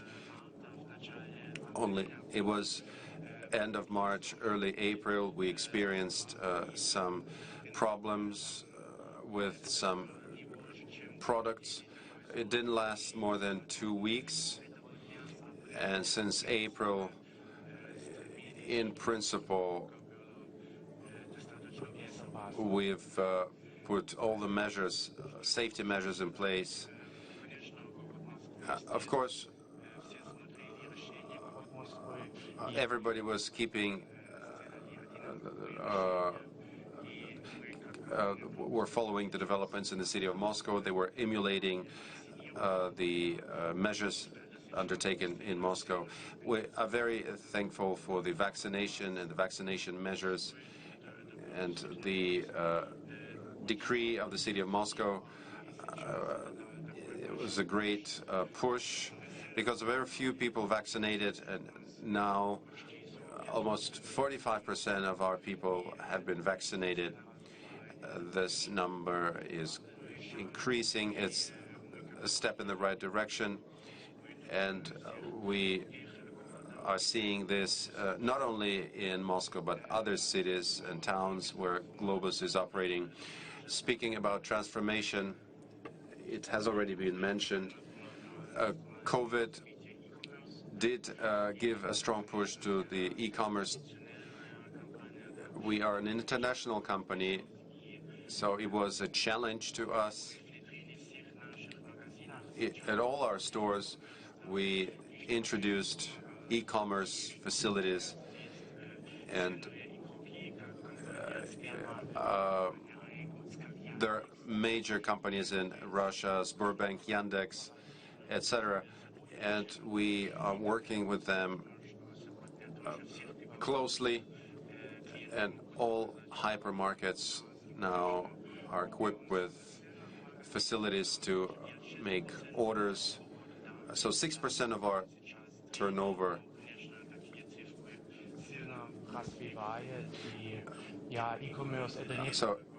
e-commerce. E-commerce is not only about digitalization and transformation. It's also about analytics, call centers. We've noticed an interesting change as a hypermarket. Our strong arguments, our strong why people should move to a hypermarket. It's because we can offer a lot of goods.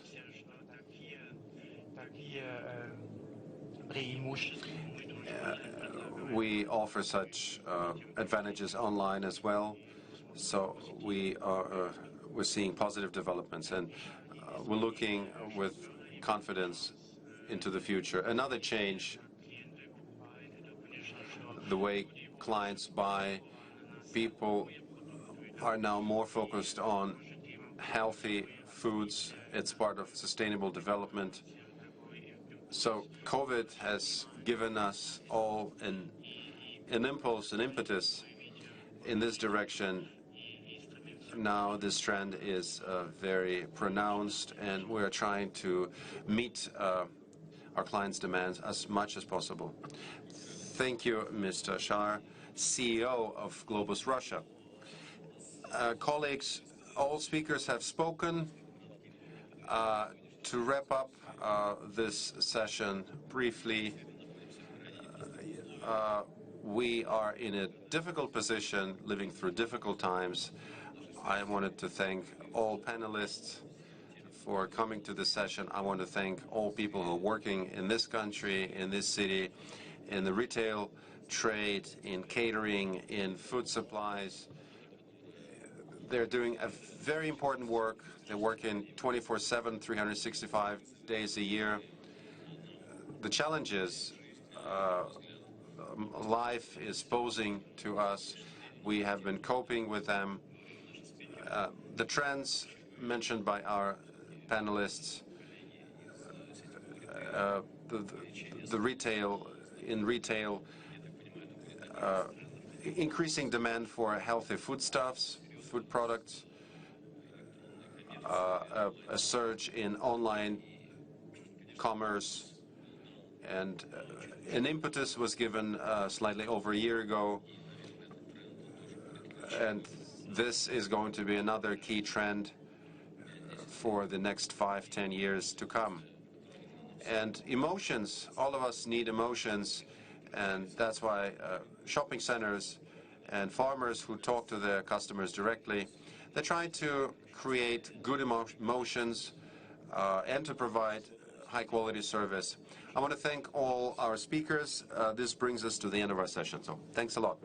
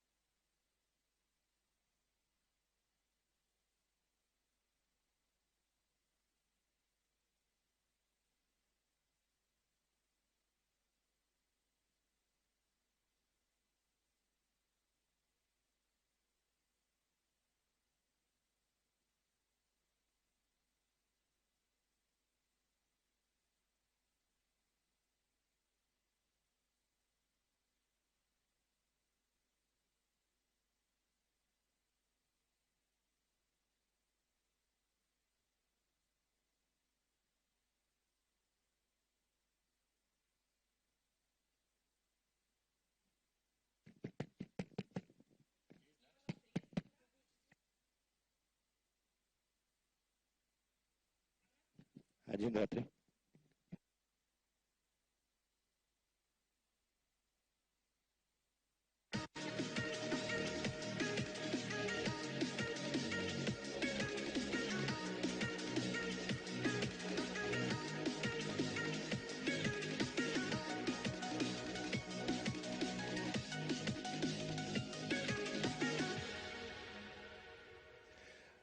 Добрый день.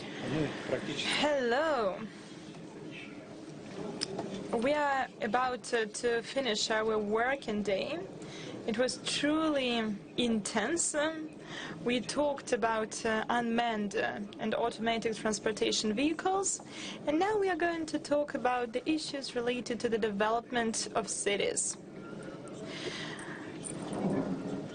We are talking about superstar cities. My name is Alexander Polakov. I'm Vice President of the International Union of Public Transportation and Chair at the Eurasian section of IUPT. The question is about the following. We are in 2021, and 2020, 2021 were truly hard. But many cities are going out of lockdown. Many cities are starting to live in different rhythm. We see that life is being reorganized. And that way out of lockdown is what people spent outside of the cities. Many people decided to move out of the city. People started to rent private houses. And now, thanks to the fact that we have good connection with the Moscow district, people continue to live in private houses and work in the large city. What is the way in the future? What kind of development are large cities going to have? Is it about concentration, or is it about the creation of a network of smaller towns around the larger city to have the so-called synurby, when people live in one city, work in another city, go to the fairs to the third city and get the benefits of everything? Because if you take all these towns and cities together and they are connected with public transportation, then you can enjoy the benefits of a large city, taking a little bit from each small town. I would like to introduce my participants. Mohamed Mezgani, General Secretary of IUPT in Brussels, Belgium. Then Gulshan Rzaeva from Baku Transportation Agency, Azerbaijan. Yulia Temnikova is in the studio with me, Deputy Head of Moscow Subway and Deputy Director General of Moscow Trust, Chair of the Executive Committee, Eurasian section of the IUPT, and Jan Jennings, Chief Specialist of the Department of Urban Transportation and Ecology, European Bank for Reconstruction and Development from London, UK. So I would like to give you just a couple of minutes for short introduction, and then we will move on to the discussion of the problems. Right now, I'd like to give you a couple of minutes for the introduction, and I hand over to Mohamed Mezgani. The floor is all yours. Thank you very much. Before I give my introduction, I would like just to make a request. We don't see at all the room where you are. We only see a black screen. So if the technicians can solve this issue, please. We would like to see the participants in the studio as well. Thank you very much. So while waiting to see the participants, I would like first to thank you for having me and for having involved me in this session. I'm very happy to be here with you all. I'm the Secretary General of the International Association of Public Transport, which was established in 1885 in Brussels, in Belgium. And I would like to start by saying a word about UITP. So UITP gathers all public transport stakeholders, the operators, the companies operating public transport, the authorities, the public authorities, the supplying industry, the consultants, academics, and so on. We cover all modes of transport, those which are rail-based, like metro, LR, light rail, tramway, suburban rail, also the road-based modes like buses, trolley buses, taxis, ride-hailing, bike sharing, scooter sharing, and the waterborne transport. And in the future, maybe the air city transport as well. We have 1,800 members in 100 countries. We pursue 3 missions, which are to first to advocate for public transport and sustainable mobility, to be a center of knowledge and training about public transport, and to be a network for public transport professionals. So UITP operates from Brussels and 15 locations worldwide, and with an office in Moscow for the Eurasia region, and this is what is gathering all of us together. So talking about the crisis, I would say that we have been experiencing for the last 16 months important consequences on mobility in general and public transport in particular. First, the pandemic has shown that public transport is an essential service. You remember during the lockdowns, while most activities in the city have been suspended, public transport continued to be operated to serve those who have no other mobility choices and the healthcare personnel. And we all have seen how essential to the city public transport is. And the frontline staff has shown their dedication, and public transport agency their sense of responsibility and commitment. And second, also public transport appeared to be a vulnerable service. It was not prepared to address a sanitary crisis like this one. It had to embrace new approaches like disinfection, physical distancing, so to be able to operate. And we have learned how important it is to improve the resilience of public transport. And third, this crisis has shown that public transport is an undervalued service. Though there is a consensus about the essential role of public transport, the sector didn't receive the needed financial and institutional support. And many governments have taken for granted that public transport can sustain itself while expressing support and dedicating funds to other industries like the airline industry or the automotive industry. It's like they don't see the benefit and the value of public transport. But I must say, this is not the case in Moscow, where projects have been accelerated during the pandemic and the support was given to public transport. And the last point I would like to share with you in this introduction is that public transport has been unfairly accused of being a risky place for the transmission of the virus. And now we have many scientific studies, empirical surveys that show that public transport is COVID safe when basic conditions are satisfied. And we have compiled most of those studies in UITP and summarized them on a paper that you can find on our UITP website. So I'll stop here for now, and we can develop this further later in the session. And I do hope that we can solve the issue of the stream because we don't see the room where you are and the other speakers. Thank you very much. Muhammad, есть предложение у нас. Mr. Mezgani, we have the website moscowurbanforum.ru. If you go to the website of the Moscow Urban Forum, you can see the live stream of our discussion there, and we will be able to send you a link. And thank you very much for your introduction. I am sorry, but I participated yesterday in the session, and we could have seen the room. We could see the room and the speakers, so I expect the same today. Thank you.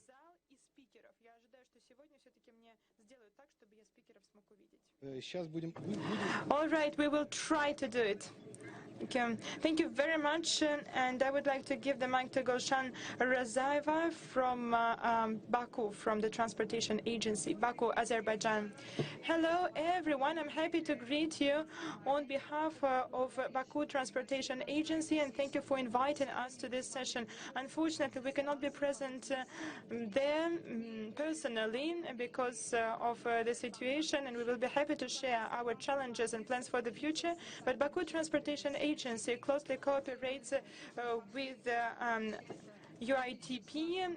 We became the member of it in 2018, and we especially closely cooperate with the Eurasian Committee of this international organization.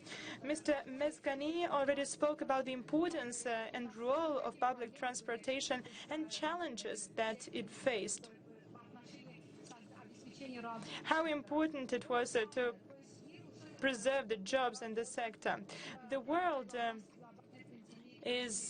undergoes pandemics for the last 18 months, and public transportation is the area which is really affected. This COVID-19 related crisis led to restrictions to improve the health of people.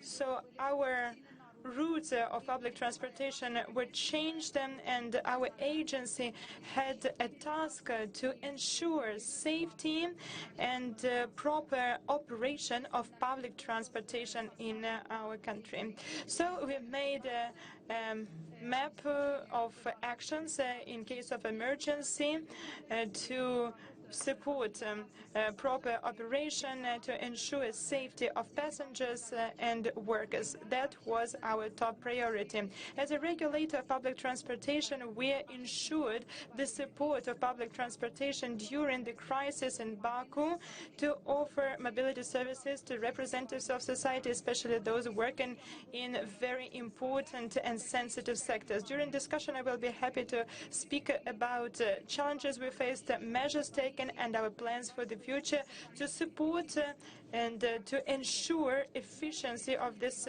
very important public sector. The agency taken by the transportation agency to mitigate the consequences of COVID-19 pandemics for the city transportation demonstrated commitment to safety of passengers and allowed the city to continue functioning within the framework of restrictions. Mr. Mezgani spoke about the importance of funding and investment from the state. In our case, despite all the negative impact of the crisis on the public transportation, the state continued to invest in the renewal of buses. At the end of 2020, a contract was signed on the purchase on new 238 buses. And that is again the proof of the commitment of the government to support the sector, and it's a good testimony to the fact that measures taken by our agency were important. It demonstrates how important the development of urban mobility is. Urban mobility is very important, and urban mobility development is our top priority. Thank you very much. I would like to stop here. During our discussion, I will be ready to tell you more about the situation. Well, we are always interested in specific figures, and now I would like to hand over to Yulia, my colleague, deputy head of Moscow Subway, the deputy director general of Moscow Trans and chair of the executive committee of the Eurasian section of IUTP. Hello, dear colleagues, and thank you for inviting me. I would like to greet everyone here in the hall and watching us online. I'm happy to see familiar faces. We really work a lot to exchange experience and information in the conditions of pandemics. And of course, we always say that we systematically work with the colleagues within the framework of the Eurasian section. We exchange the information about passenger services that will be implemented in a big variety of countries. Well, speaking about Moscow, there is no doubt that we faced the hardships of pandemics, and Moscow Subway, despite all the hardships, continued to develop. 7 new stations were opened in 2021, and measures taken by us were recognized as one of the most efficient among all the subways of the world. So that is the measure that was recognized and appraised highly by the International Union of Public Transportation. Moscow Subway continued to develop. At the same time, it, of course, focused on disinfection. Safety of passengers was our top priority. So our top priority was not only to provide services, but also to ensure safety of passengers. We increased the disinfection frequency, and we started to disinfect tunnels for subway as the first company of the world. We continue to develop passenger services. For example, we increased the geography of services. for mobility improvement. We have a special center of mobility improvement that provides services for people with limited abilities, people in the wheelchairs. So we work not only underground in the subway, but also we try to expand the service to the public transportation operating on the roads. We also develop remote ways of payment that is very popular. Now we use no contact payment not only in public transportation but in all social spheres. That is convenient. So with the help of smartphone or bank card, you can pay for the public transportation ride. In addition to that, in 2020, we renewed our mobile application. We started a chatbot, and the name is Alexandra. If you go to the booth of Moscow Transportation, you can see an interesting version of a chatbot. It is a video of Alexandra, a beautiful lady who helps our passengers to travel around, and she is able to answer any question. And we are going to scale up this chatbot. In addition to that, we continue to share our experience, as I have already mentioned. We exchange our experience at the platforms of International Union of Public Transportation. Right, and now we are flying to London. I give the mic to Jan Jennings, Chief Specialist of the Department of Urban Transportation and Environment, European Bank for Reconstruction and Development. Thank you very much. Can you hear me? Да, все слышно. Yes. Yeah.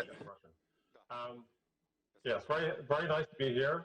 And thanks to UITP for the invitation to join this panel and support this discussion on public transport.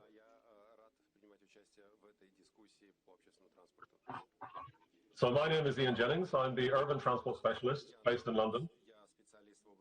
And I support all the EBRD-funded projects in urban transport across the Eurasia region and all of the EBRD economies. This year, we celebrated 30 years since our establishment in 1991. And since that time, we've been a major multilateral bank in the Eurasia region through this period, accompanying and supporting transition to market economies and now towards sustainable economies.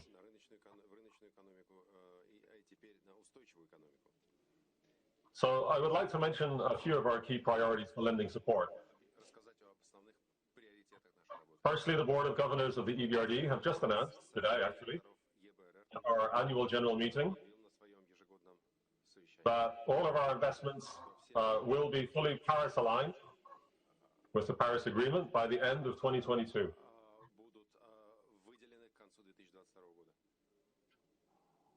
We know this is a big step for everyone, and we are working with others, with our lending partners and our clients in aligning our priorities towards this strategic goal.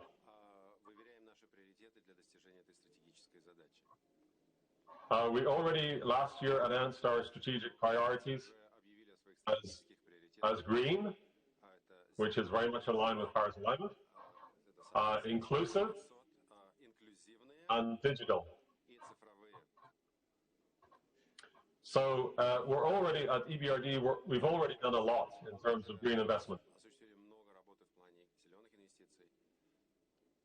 We have a target of 50% to be green by 2025. And actually, in infrastructure, we were already at 71% before COVID happened. And we know that our public transport projects and urban transport projects are very much part of this effort.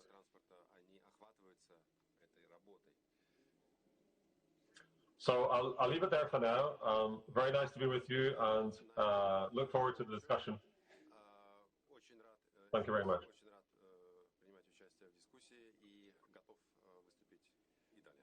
Спасибо большое, Ян. Thank you, Ian. так скажем, хотелось бы услышать разные точки. We would like to hear different opinions. We have a centralized development route. In Asia in particular, we can see it when they have huge megacities or gigantic cities with population of up to 100 million people growing upwards. And there's a totally different way of development when from a small town you can reach another country when you have a very well-developed country. For example, in Europe, you live in a small town somewhere in Belgium, and you can commute to France or some other country nearby. Again, thanks to the high level of development of public transport. No other infrastructure, no other country has similar infrastructures, but we do have railways. We have areas which are reached within 1 hour, an hour and a half. And when those little towns are merge into one city, Sonorbia, it's called. In Belarus, for example, Mogilov, Bobruisk, Gomel. So the towns with 300,000 population, 212,000 in Bobruisk. So altogether, 3 towns together, 1.3 million. If we expand geography a bit, that would be 2 million. Or Kazakhstan, Taras, Shymkent, Turkestan, 1.7 million. In those 3 towns, sometimes people forget about smaller towns. In Russia, we have similar cases. I would like to ask you, how, in your view, will the cities develop? Are we to see super concentration around major cities like Moscow, Baku, and others? Or do you think, driven by the development of the public transport, we will be seeing new settlements springing up across Eurasia? Mohammed, what are the shared common features of exiting the COVID? How did COVID affect the public transport operations? So that's the question I would like to ask you. Thank you. Thank you, Alexander. Thank you. Now we can see you, and we can see Yulia as well. And thank you for the organizers to have solved this technical issue. So regarding the you started developing a very interesting approach about cities, and I think this coronavirus crisis is also a crisis of cities, or it has made clear that we have to think our cities differently. We all remember during the lockdown, and we all realized how much space is dedicated to traffic and how much space is dedicated to cars. And I would say how much space is wasted by cars. And so it is therefore critical to rethink how space is shared and give priorities to those modes which are the most efficient. There are a number of surveys organized by an organization called YouGov in Europe, and it shows clearly that people, about 80% of the people surveyed, they consider that we should dedicate more space to walking, to cycling, to public transport. In other way, we should have more space for people and less for cars. And in this regard, I think we should seize the momentum now to maybe consider congestion charging as a way to control car traffic and its nuisances, for example. Because unfortunately, these nuisances, they haven't disappeared with the coronavirus. So we still have issues of pollution, of climate change, of road accidents, of congestion, of course. And so we have to make sure to find solutions to reduce this congestion. And congestion charging could be one way. It could be also a way to fund alternative mobility options, because part of the revenues collected from this congestion charging could go and fund public transport and walking and cycling. What is for sure is that cities for people means less cars.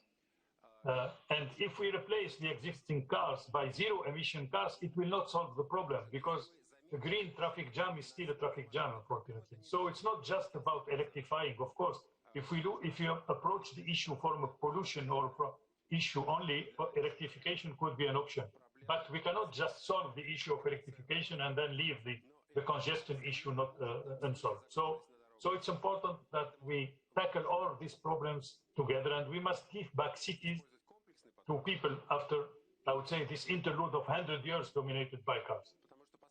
And the challenge to reduce individual car use offers the opportunity to accelerate the development of shared and on-demand mobility solutions, of flexible mobility solutions. And this crisis has also encouraged the use of shared scooters, bikes, ride-hailing, taxis, etc. So we have a diversity of transport options available, and they have changed the paradigm by moving the focus from supply to demand, from transport infrastructure to service, and I would say from ready-made to tailor-made mobility services. So this is making the urban transport more complex, more difficult to apprehend. But there is something important, is that mass public transport is and will remain the backbone in our cities, because it's the only way that can carry large volume of people in a reduced space. And this will be complemented by on-demand and shared mobility solutions. So if we do that, it will make public transport door to door and not anymore station to station only. So we will make it easy for the people to plan their trip, to use the right mode at the right place or at the right moment of the day, according to the purpose of the trip, and in such a way that we don't need to own a car, because there will be always a solution offered to move from door to door. And this is the only way to reduce traffic congestion. So to come back to your question, yes, we have to design cities for people. That's one of the main lessons we have learned from this crisis, and to give the space to people and not to vehicles. So yeah, I will stop here for the moment. Thank you. An interesting perspective. Thank you. To follow up on the trends outlined by Mohammed, did we manage to bring people back to the public transport? Gurshan, the question for you, did you manage to flatten the peak loads in the city of Baku? Do you still have a rush hour in the morning, in the evening? Have you flattened this curve, or is it you still have spikes and in congestion early in the morning and late at night?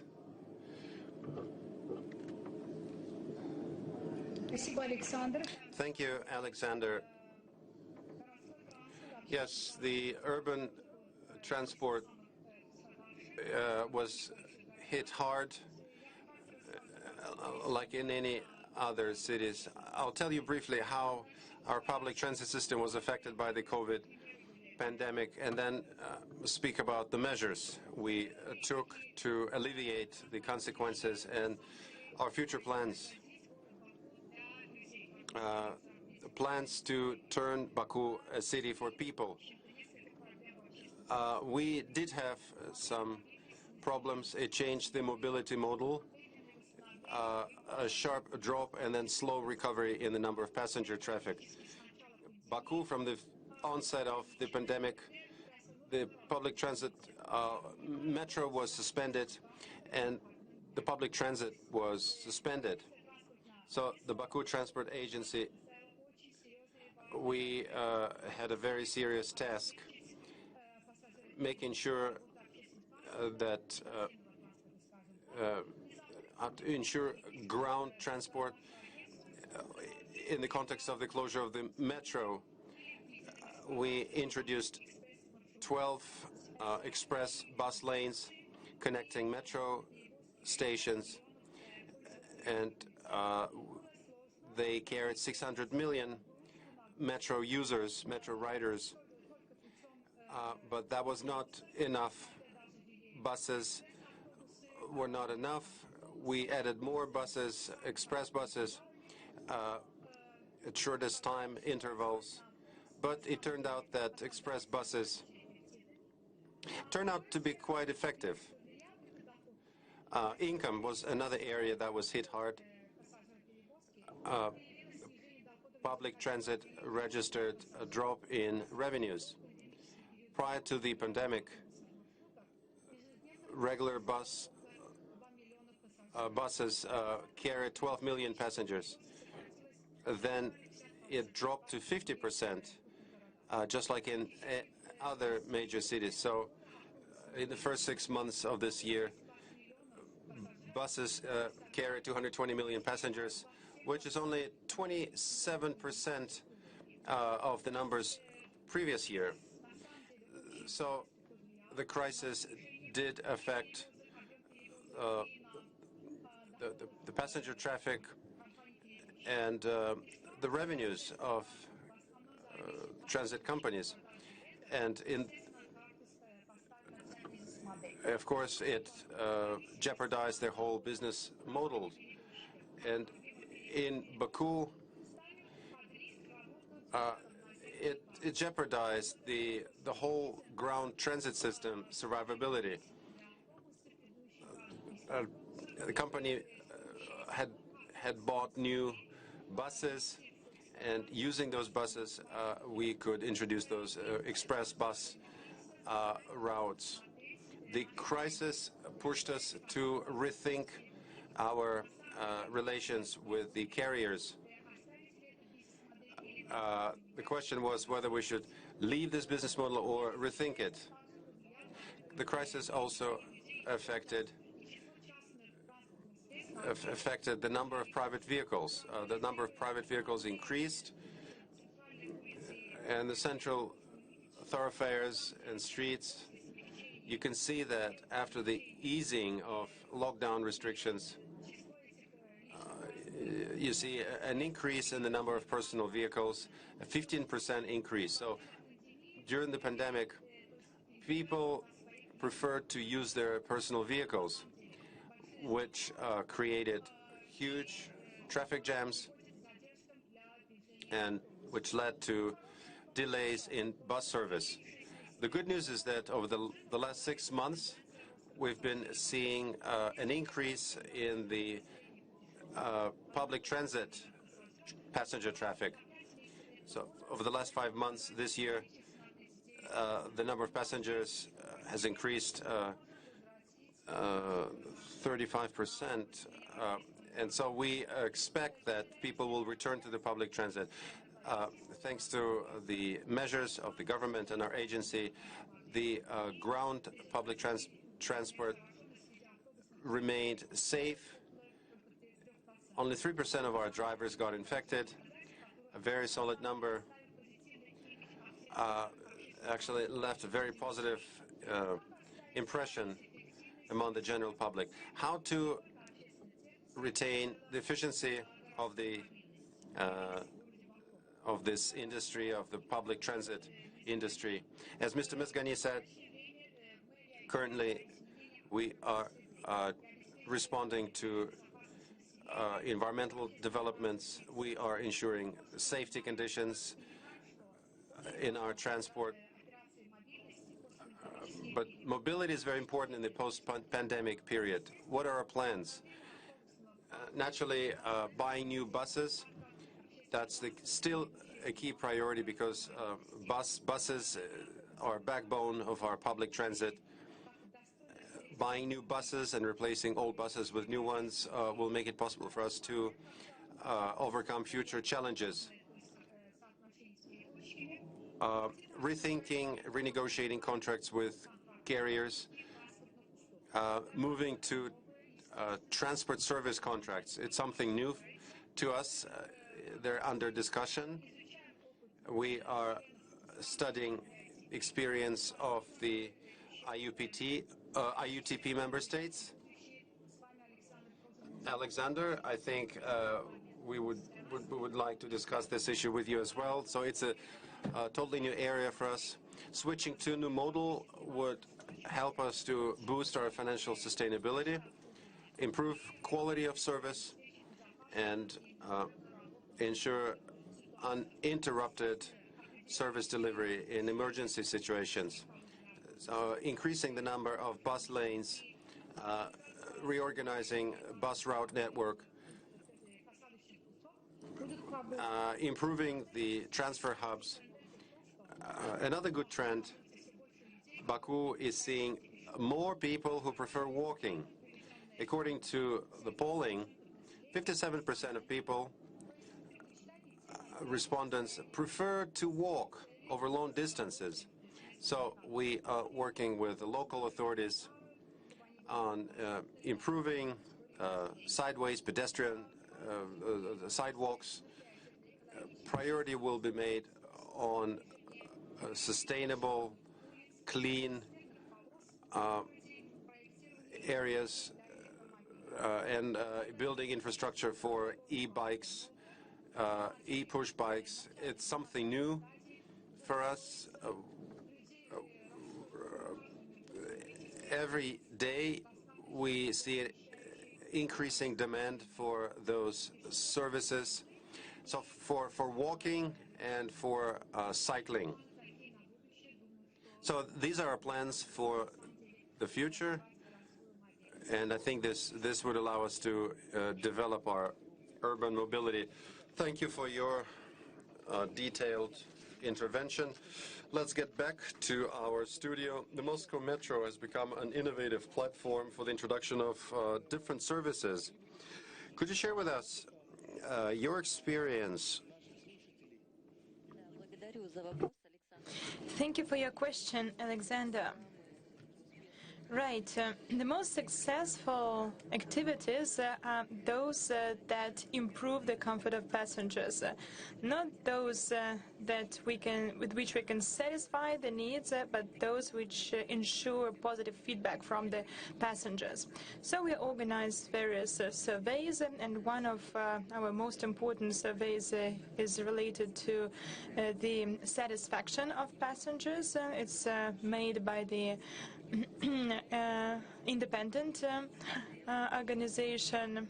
Plus, we organize secret passenger surveys to find out the weakest points and to work on them.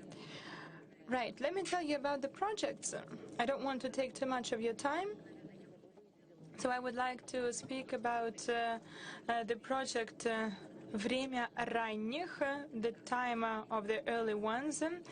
It covered several lines of subway, so at a certain moment of time people could use metro 2 times cheaper. And the effect of that action can be compared with the launch of 5 additional trains. 8,000 passengers changed their route, and that's why we announced that we were going to change the duration of the project, because we want to have a longer survey. And the next service, which is really popular among senior citizens, that is a service where we expand the area of presence, and our workers also have special chargers for mobile phones. We believe that it's very important for passengers to stay connected. Thank you. So are we going to have gigapolis cities, or are we going to have small towns connected with public transportation? I think that it goes both ways. On the one hand, we see that the geography of a railway increases, including the Moscow Central Circle that started a larger story with the development of public transportation. I think that Moscow subway will also not lag behind. We will go in an area of development. Thank you very much. It's a very good comment. In Eurasia, there's a notion of cities that, like Krasnoyarsk, for example, that are called cities with rusted circles, because they used to have a lot of railroads, a lot of industrial facilities with railroads around them, and they all became old and rusted, and such rusty areas become driving forces for the development of the city. So in order to develop the city, you have to focus on the development of public transportation. Gulshan and Mr. Mezgani spoke about it. And now we would like to hand over to Jan. Could you please tell us about your vision of the future? And an additional question is, do you have additional requirements to lend these, and what are the requirements to receive your help? Thank you.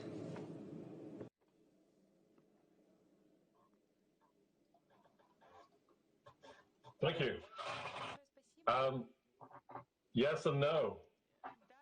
So we definitely have new priorities to drive our investments. I already mentioned Paris alignment, but this is just a framework.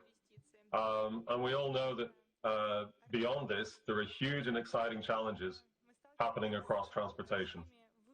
We all know about the technology revolution in electric mobility and alternative fuels. So we're all aware of the potential that's out there. We're just a little less clear about how it's all going to happen in scale and in speed. And we also have what I mentioned was digital and inclusive.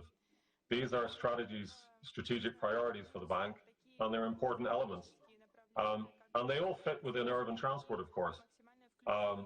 Green and inclusive is what we really aspire for in public transport.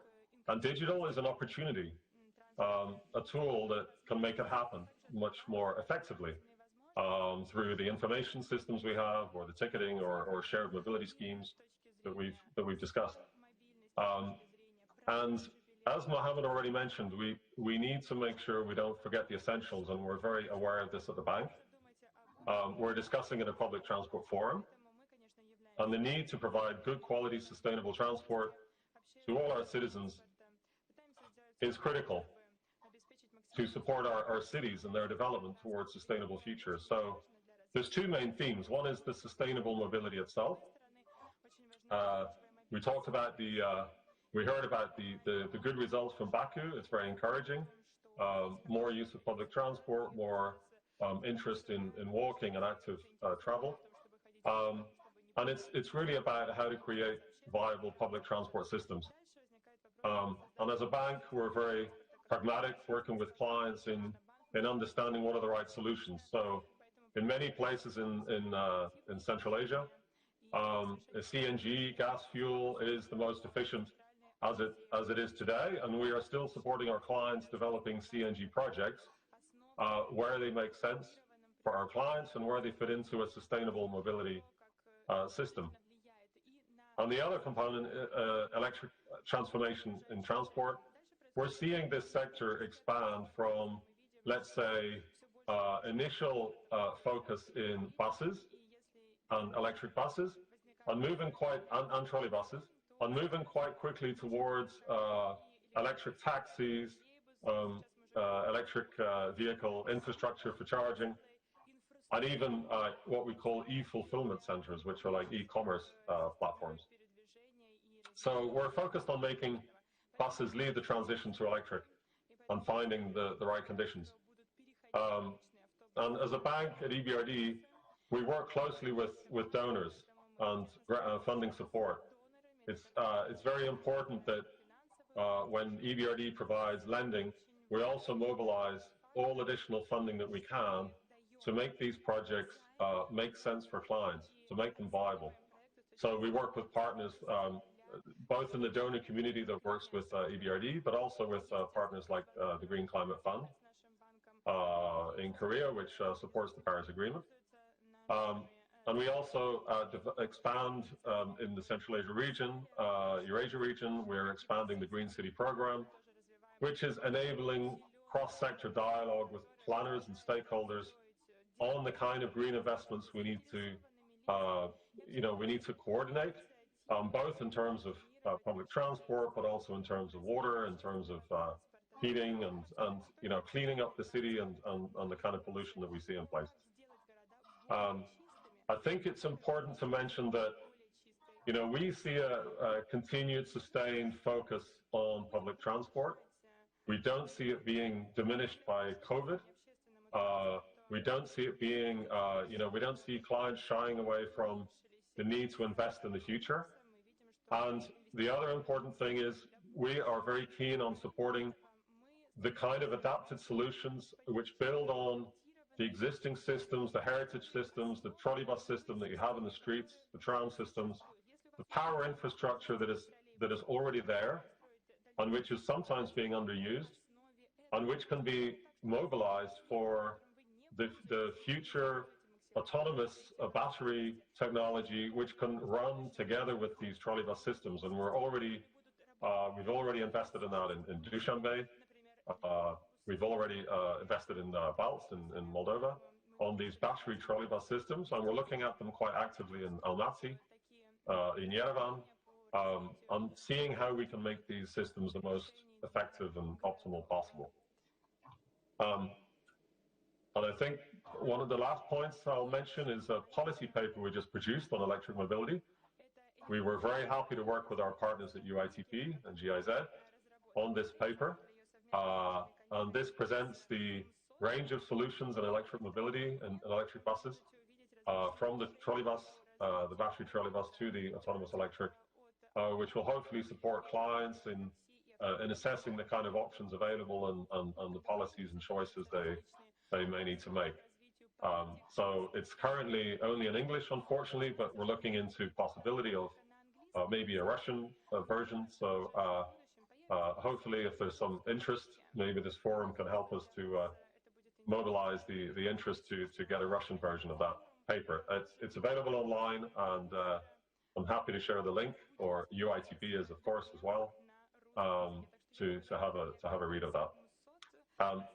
So I think that's fine for now, and I hope that helps describe the kind of support, funding support, and transition that we're currently engaged with at EBRD. Thanks. Thank you very much. The electrification is a driving force for the development of cities. We know that there are corresponding plans in Moscow, and our colleagues told us that it's not only a plan. In many cities, it's a mandatory condition for development. And at the end of our session, I would like to ask you one question. What do you think about the transportation of the future in your region, like safe, resilient, for example, and comfortable? So you can use just 3 words. Mohammed and Jan, you can cover a bigger region, but could you just give me 3 adjectives to describe the public transportation of the future? Mohammed, maybe we could start with you.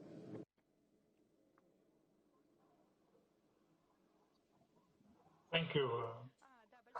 Thank you, Alexander. It's a question which is not easy to answer, as you can imagine. Predicting the future, the best way to predict the future is to invent it. Huh? And so how I see the transport of the future, I think it's a transport that will be taking more and more the expectations of people. The transport that will be accessible, better accessible for people. The transport which will be safe, of course, comfortable, resilient, because we know that it's not only about this sanitary crisis like this one, but also about natural events that could happen and that could disturb, I would say, the functioning of our cities, and we need a transport system that can resist to these natural events. Of course, a transport system which will be open to all, accessible to all. So social inclusion is very important. We cannot admit to have a transport system that will reject part of the population. No, we have to welcome them, and we have to offer them a service that is answering their expectations, and also transport system that is affordable for all. Of of course. That's very, very important. So as you see, it's about going back to basics. Going back to basics. It's not about inventing necessarily new technologies or having new technology. It's about really we have basic principles: social inclusion, affordability, comfort, safety, resilience. So these are basic and cleanliness, of course. These are basic needs that we need to satisfy. And I would say, to conclude, I would like to say also that we have an unprecedented opportunity to change the way mobility is organized and governed in our cities. This is a once in a lifetime opportunity to reshape mobility, to reduce its impact on the environment, while making it contribute to a better economy, more inclusive and healthier society. So, and it has been possible to mobilize globally the needed resources and take the needed decisions to fight COVID. So it should be feasible to do the same for the environment, for the people, for our city. So let's seize this opportunity before it's too late. Thank you. Thank you very much, Mr. Mezgani. It was more than three words. Gulshan, could you please give me like 3 words to describe the transport of the future? I will try to do it, but Mr. Mezgani described it beautifully. Of course, public transportation will drive the city mobility of Baku. We try to do our best to make public transportation fast, comfortable, attractive and safe for everyone. Thank you. Yulia, I would like to say 3 words: comfortable, environmentally friendly and safe. And I agree with the colleagues. Jan, what about you? Sorry, I think it's me. Yes. Could you please share some final remarks with us regarding the public transportation of the future? Could you just wrap up and say like 3 words about the characteristics of the transport in the future? Yeah, I'm really just going to echo my colleagues. It's going to be clean. It's going to be open to all. And it's going to be a more shared economy.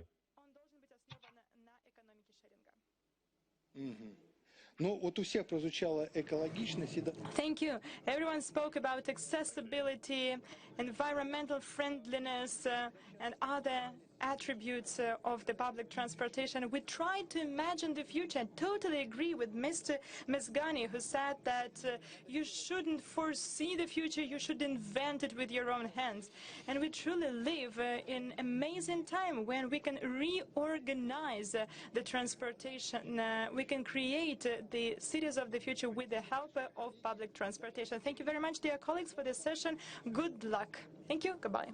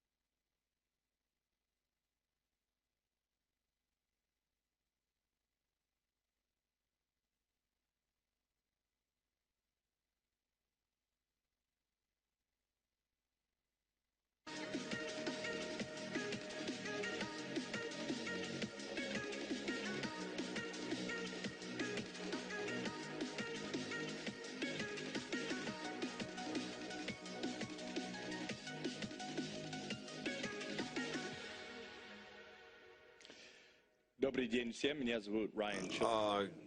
Good afternoon, everybody. My name is Ryan Chilcote. I spent many years in Moscow at the CNN bureau, and then I covered Russia for Bloomberg. My history, I have more than 30-year association with Russia, and today would like to talk about our brave new green world. Green priorities, infrastructure upgrade and modernization. It's all very important given the global warming. We hope solutions would be found in the financial area, at least partially. There's a lot of ground to cover. We'll have 4 speakers. 2 of them are present here. Just a second, I will introduce you, and 2 speakers are joining us online. Unfortunately, because of the pandemic, they could not make it in person. We'll start here. We'll start with you, Maria Andreevna, Deputy Head of the Mayor's Office. I would like to start with the following. Today, Moscow has placed green bonds quite successfully. You're the first region, if I'm not mistaken, the first Russian region that placed green bonds. What are you going to spend the proceeds on? What is next? Is it the beginning of the trend, or? Thank you. Thank you for your question. I would like to welcome foreign participants from the bottom of my heart. It's a pleasure to be here to participate in this important debate. I would like to share with you our experience of green bond placement, which we had in May. We placed 70 billion rubles worth of bonds at the rate of below 10, 12 basis points below market expectation. We believe that the green financing tools, instruments have strong potential. The sustainable financing, green financing market in Russia hopefully will develop, will grow. We're very pleased that we have contributed to its development. Our bonds comply with international standards, ICMA. We are put on the list of sustainable instruments of that association. We are also been recognized as a green instrument by the VEB, and our bonds are traded in the green finance section of MySex. All proceeds will be directed at 2 projects, green projects in the transportation area, procurement of e-buses. As you might know, since 2021, Moscow has discontinued procurements of buses, and we are now buying only e-buses. And the second project is the construction of big metro circle, rail transport development. We were very careful in our selection process. You're right, Moscow was the first Russian region that placed green bonds. We wanted this instrument to be green in good faith under all international classifications, under all international standards, so that there would be no doubt about its green nature. So we've selected our projects very carefully.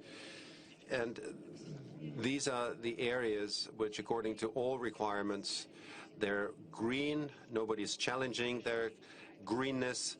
And I think these projects would be implemented before too long, according to international standards. Throughout the bond life cycle, we'll be publishing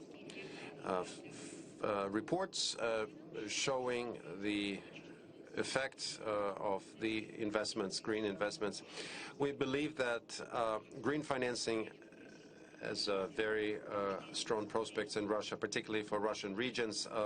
If we look at the budget structure, all we do basically is either social sphere or green projects when regions develop ecological transport, spend money on the sewage system, improving air quality. So if the Russian regions, which have fairly large borrowing plans, if they can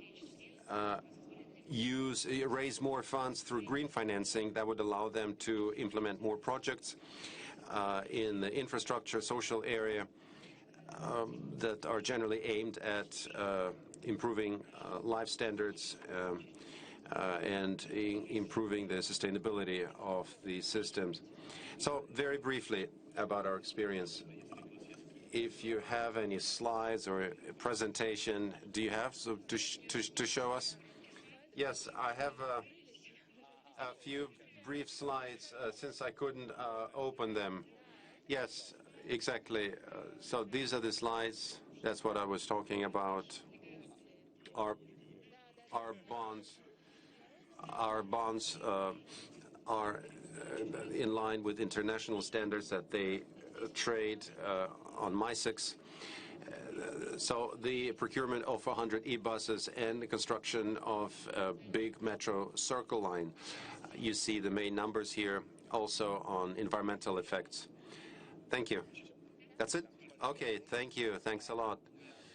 Our next speaker is Samach Vakba. Samach is Director for Global Risks and Sustainability at World Bank.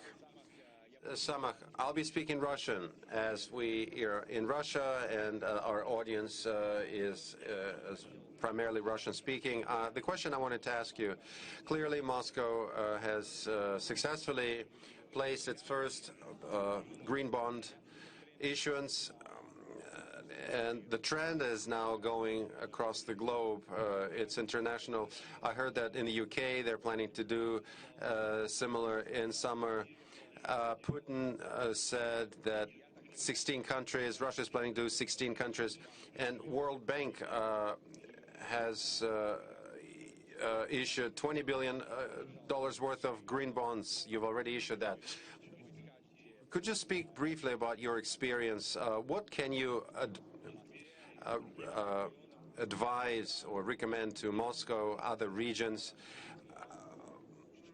What would you recommend them to do? What would you advise them based on your experience?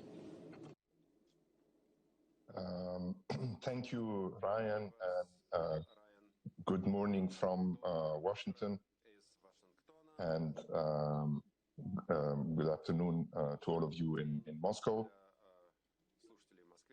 Yeah. Sorry, I have a bit of a technical difficulty. I'm listening to the presentation in Russian, so just give me 1 second to switch channel.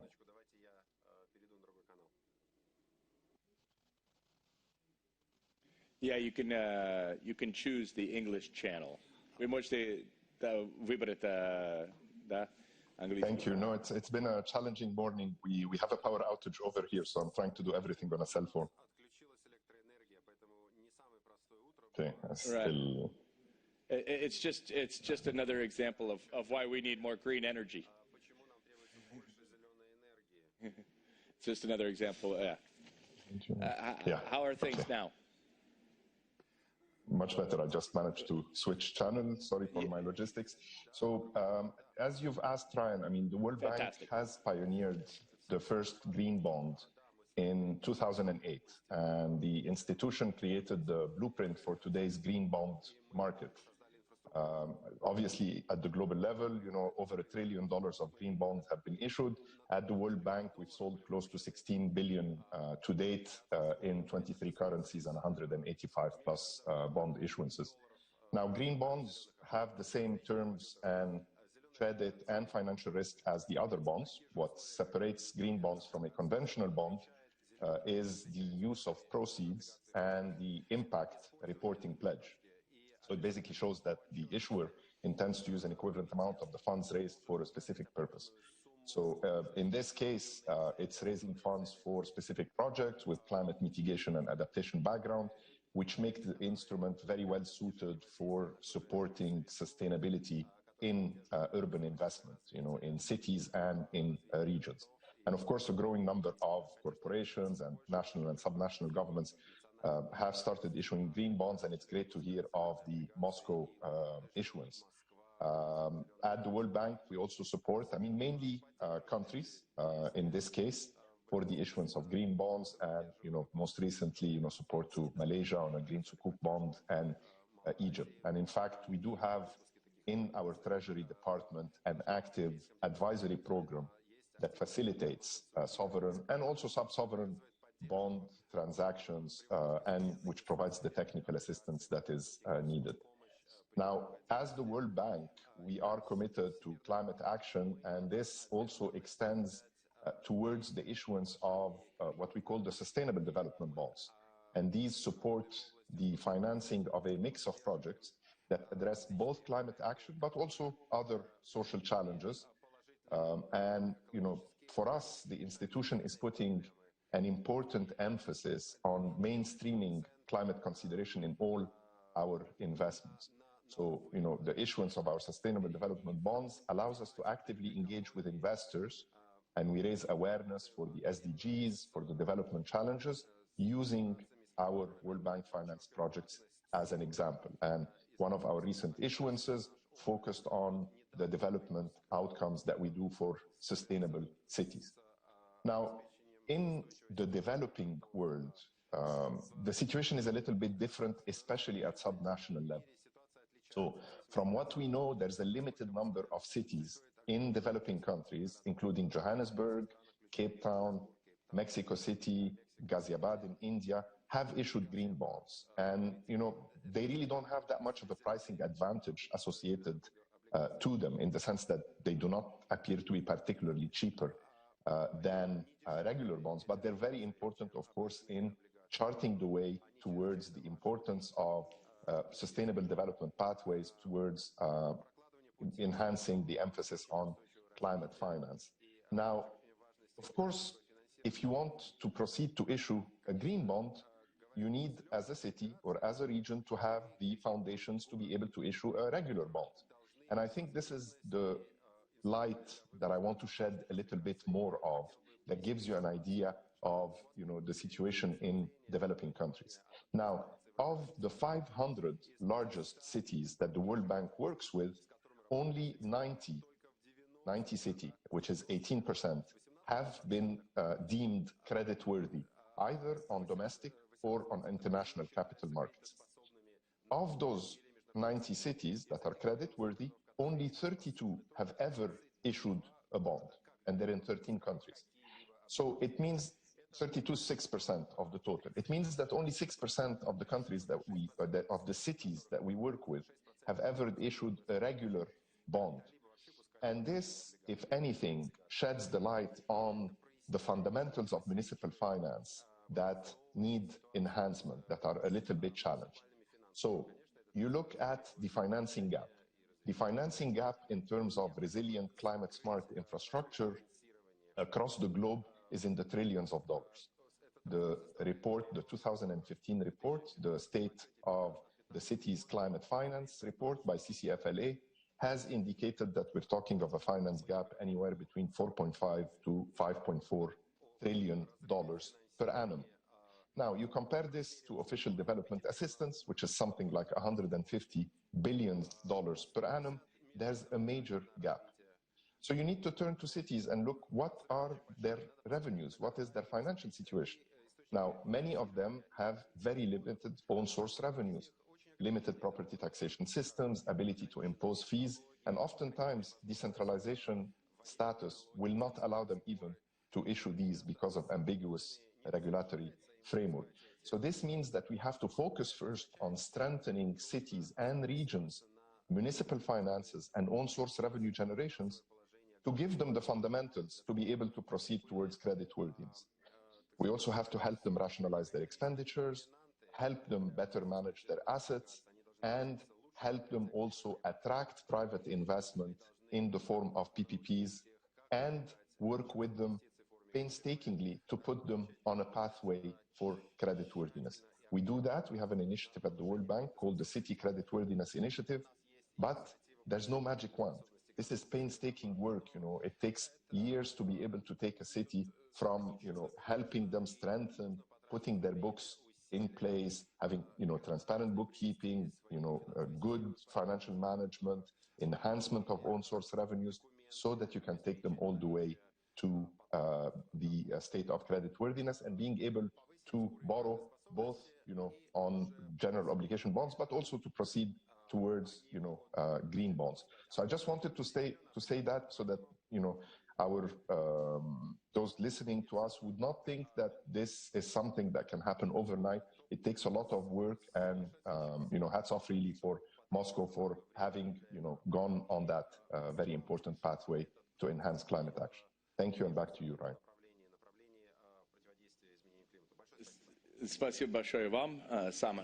Thank you so much, Sameh. I would like now to get Jose Antonio Ondiviela Garcia connected, get him into our talk. Jose Antonio is director of Smart Cities at Microsoft. As far as I understand, you're joining us from Madrid or from Spain. Is it true? That's true. Can you hear me? Yeah, perfect. Fantastic. I wanted to ask you the following. In the context of the pandemic, a lot of funds are being invested into green technologies. It's a major portion of state funding and investor money are going into green technologies now. Clearly, there's a lot of talk about verification, green bonds, how to verify. You're from Microsoft. What kind of role can you play in this process? Okay. First of all, thank you very much for inviting event.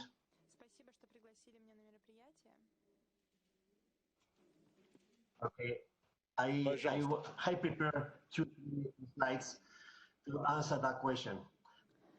It is crucial to harness data. The data is the fuel of this recovery, and the intelligence is the engine is to happen. No? And we have now at all the cities done in this specific situation where they are.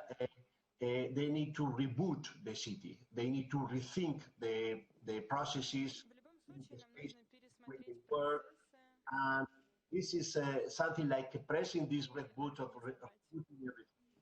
And they need to consider that right after the COVID, they will face restrictions. And after that, we need to be prepared for the climate change. And this is something they need to tackle on right now.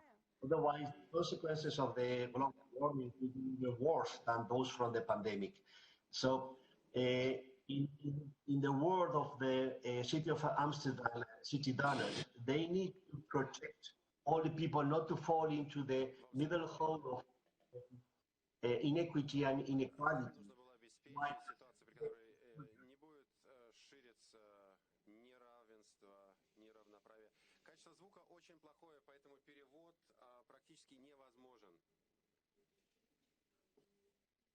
Sorry? Can you hear me? Yes, we can hear you, but the quality of connection is not very good.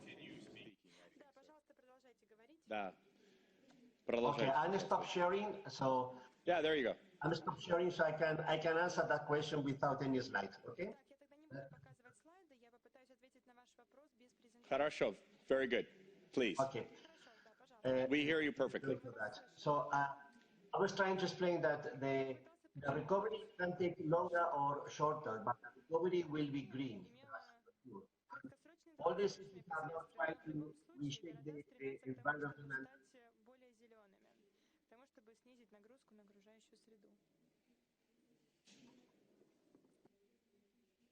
Okay.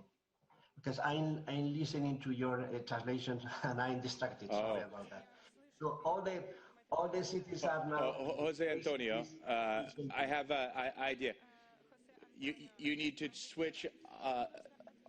If you just switch to the English language channel on your, you can choose the English I have done this. No problem. No problem. Yeah. Now I have taken the translator off. Yeah. And, is that working out for you? Sorry about that. Okay.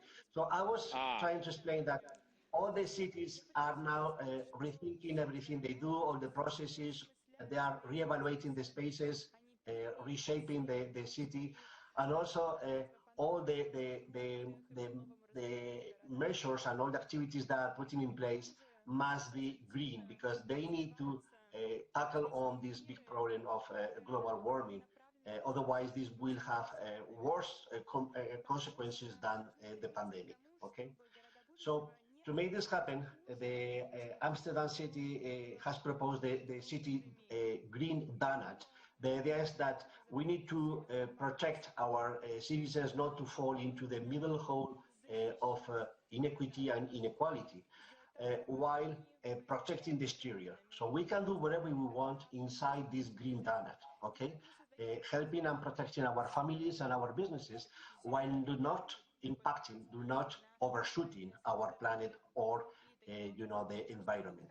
So we need to achieve sustainability from the social and economic point of view, but also the environmental sustainability point of view. So these three main components. To make this happen, all the big funds, for example, here in Europe, the Green Deal from the European Union, are exactly pointing to these areas, to try to provoke specific shifts in the way we are using technology and we are using our infrastructures to make them greener.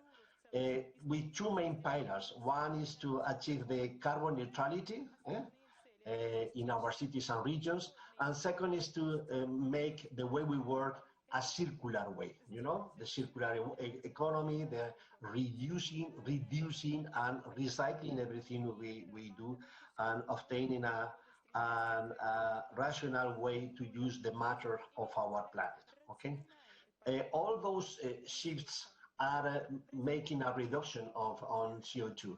There are many actions we can do in the transportation, in the way we are using energy, buildings, in the use of the public spaces.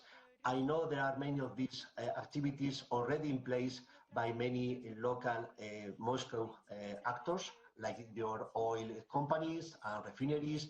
They are already working on these specific topics, and very, very important is urban mobility.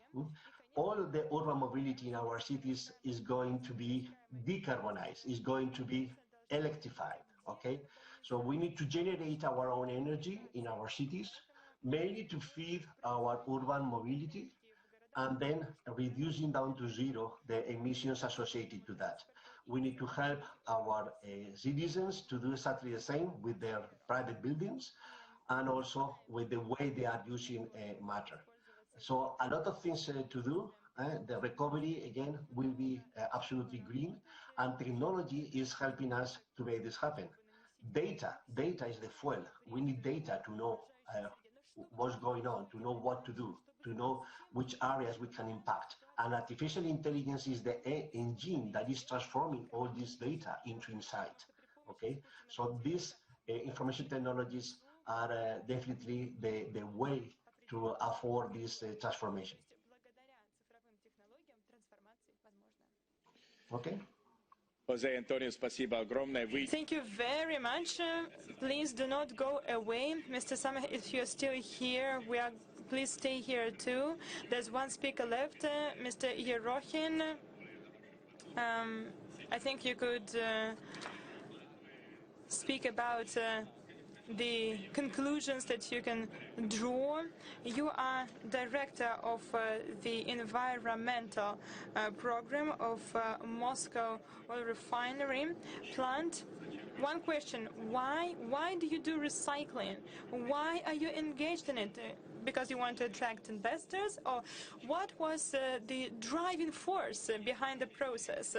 Good afternoon. Well, first of all, I would like to express my gratitude to you for giving me an opportunity to speak at the forum. I hope that my presentation will be shown on the screen, and before it is done, I would like to first of all tell you that the green technologies and the green approaches which are used in Moscow have been there for more than 10 years. Of course, for us, the most important thing was not to attract investors, but the main goal was to keep and to stay in the capital, to remain a plant in the capital, to stay needed. So the question was, you either change or you have to go out of Moscow. Right. Over the last 15 years, the legislation and the approach of the Moscow city to the infrastructure and industrial facility changed. So the task was to become greener. That was the task we faced. Our plant is located in the capital, and of course it's an industrial facility which provides various kind of fuel to the city. Actually, 1/3 of the fuel is provided by our plant, and our fuel has the E5 class. It is maximum environmentally friendly for the internal combustion engines. We are also one of the largest taxpayers. We provide a lot of jobs for the inhabitants of the city. And gas motor fuel is what public transportation uses, as well as household gas. Gas is also produced at our plant. So basically, we produce more than 15 types of fuel. Within the framework of green technology introduction, which the previous speaker covered, the introduction of digital technologies is very important. I agree with you that artificial intelligence element is very important. Big data is also needed to ensure safe and resilient work of all the industrial facilities. They're quite complicated from the point of view of management, because there are a lot of various parameters that you have to not only follow to ensure safe operation, but also you have to know how to forecast it and how to avoid any irregularities at work. I have already told you that green technologies we are using is something we have for 10 years. The green modernization and reconstruction of the plant, which started within the framework of Gazprom Neft company, started back in 2010. So now I can tell you that more than 250 billion rubles are invested. There were 2 phases of plant reconstruction. We planned that till 2025, the accumulated investment will be about 350 billion rubles. Over the last 10 years, so from the beginning of the reconstruction, the following results were achieved. You can see them on the slide. It's very important that the plant ensures not only ecologically safe operation, but it also produces things and products which have minimum impact on the environment. Let me tell you a few words about the program we had in Moscow in 2013. That is the time when we shifted to Euro 5 fuel. And we are pioneers here. We started to produce Euro 5 fuel back in 2013. The data demonstrates that the implementation of infrastructure programs of the city of Moscow and maximum shift to electric transportation and eco-friendly means of transportation allowed to decrease by 35% the emissions to the air, despite the fact that the number of buses and cars on the streets increased by more than 1/3 of a million cars. In addition to that, speaking about our achievements, I could tell telling you that last year we started a very eco-friendly and efficient project. It was called Euro Plus. It is a combined complex which gave us an opportunity to decommission 5 old facilities and to move to green technologies. We managed to decrease by 11% the impact on the air, and the efficiency, the energy efficiency of the facility increased by 40%. We also managed to increase the output of products that are crucially important for our region. I've already told you about our digital technologies. I'm not going to dwell on that. It's significantly important that within the framework of our reconstruction program, we think not only about the pollution of the air, and of course air is the most sensitive component of environment, but we also think about the water reservoir. Within the framework of our reconstruction, we have created a full complex of water treatment.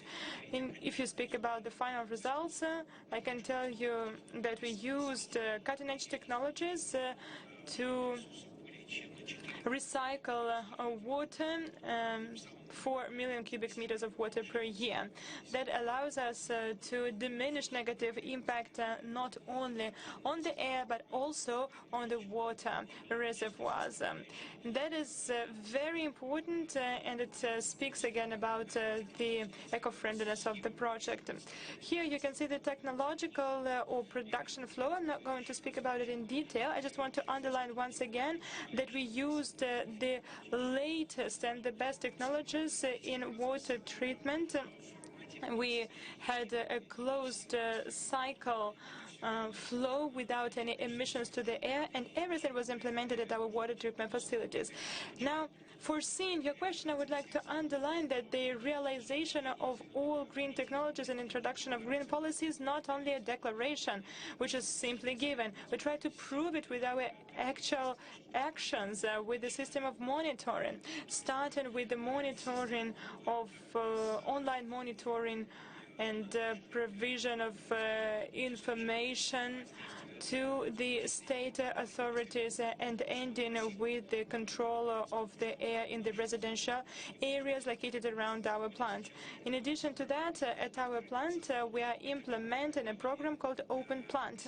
It's a program when people can visit the plant, and they not only hear the figures or hear the stories, they can also go to the plant, visit it, have a look at it with their own eyes, check how it changed, smell and touch. More than 1,000 people annually visit our plant.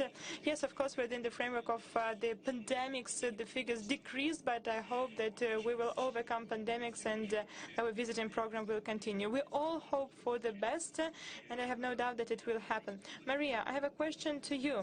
Maria, we have heard it from Samek that the situation with the green bond issue is different around the globe. As far as I understand, that RZD, Rosatom, Sibur issued not bonds, but credits related to sustainable development. So could you please tell us about the problems you face here in Russia?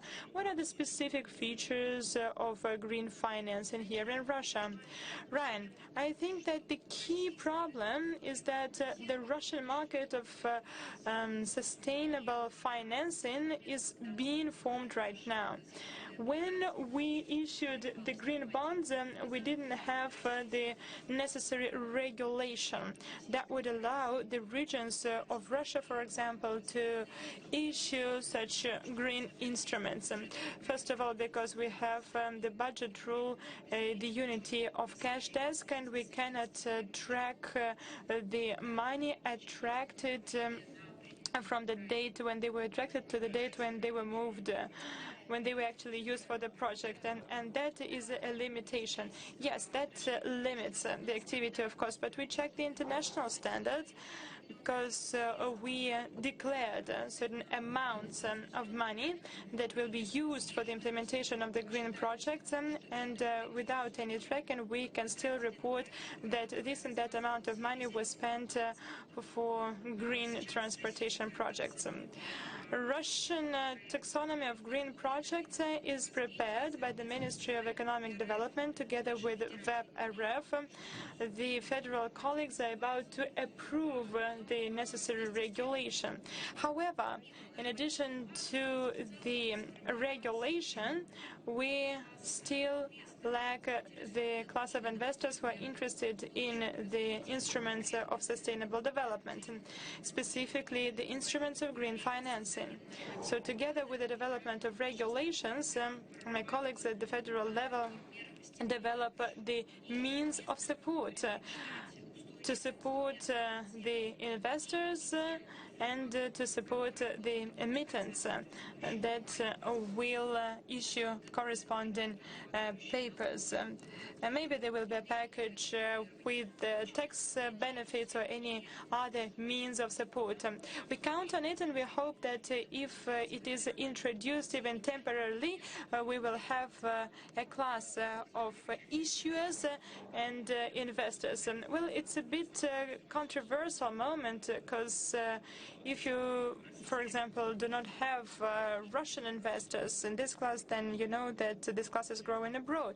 As far as I know, Central Bank has issued a report where they spoke about the potential of Russian companies. They can lose investors because they are brown or they are black. Right, I understand what you mean. At the financial European markets, there is a big demand for such instruments, and the demand is even higher than the supply. However, if we speak about the green bonds here, we see that there are certain investors coming from abroad. The share is the same as for classical bonds, and the green bonds didn't allow to attract additional foreign investors. Now we are working on the fact that the next issue of bonds would attract more European investors who have demand for such instruments. Have you already announced it? Have you already announced any plans about the amount of green bonds and so on? The total amount is already approved in the budget for the next 3 years, but the dates of the next issue is not announced yet. We check the situation in the market, and we still think how to bring the international investors here. Is the market situation difficult now? Yes, it's difficult because the rates are volatile. You know, the central bank has already increased the key rate, and in July we are going to have the increase of the rate once again. So we want to have a more friendly period when there will not be expectation of the growth of the key rate. Right, and now, Alexander, I would like to attract you to our discussion. Are you here? Because we are talking about financial issues right now. Right, so I just wanted to give you an opportunity to comment what you heard from Mayor's office, from Maria. Can you comment on that, please?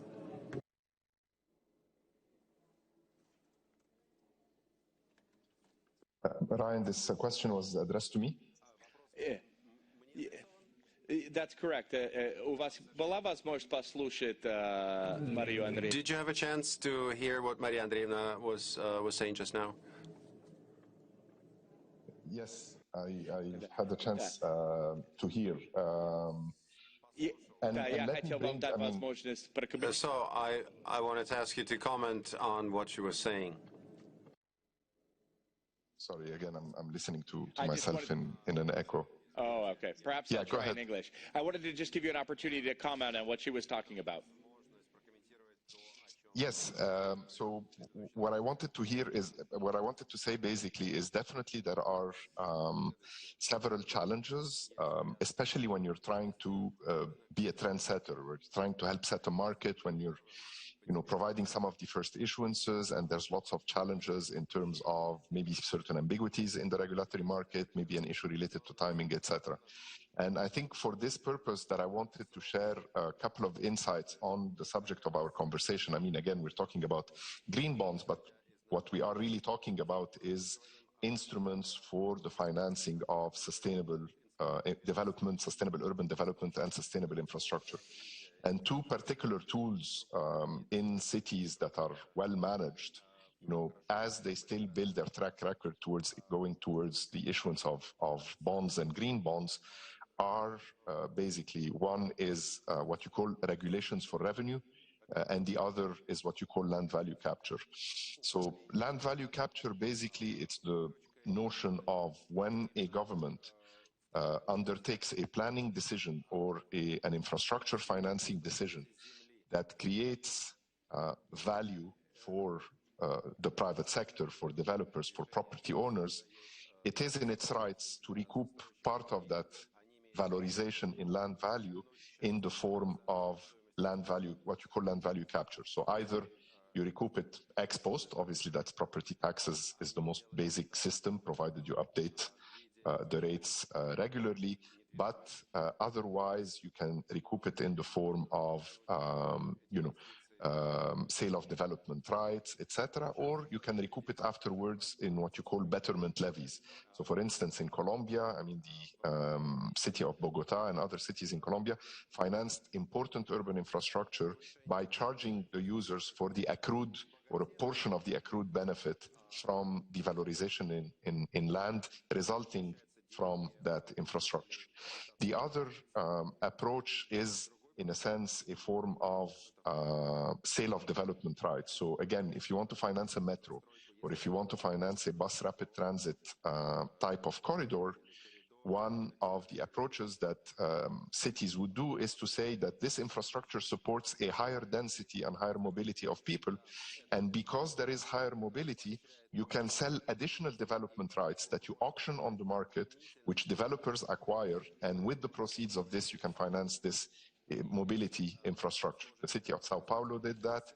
They're called certificates of additional construction potential. So what I wanted to flag over here is, when as a city you're, going on that pathway towards creditworthiness, towards issuance of a municipal bond, towards issuance of a green bond, and as you're working your way through that process, there are instruments, such as the regulations for revenue, the land value capture, and others that can also provide support.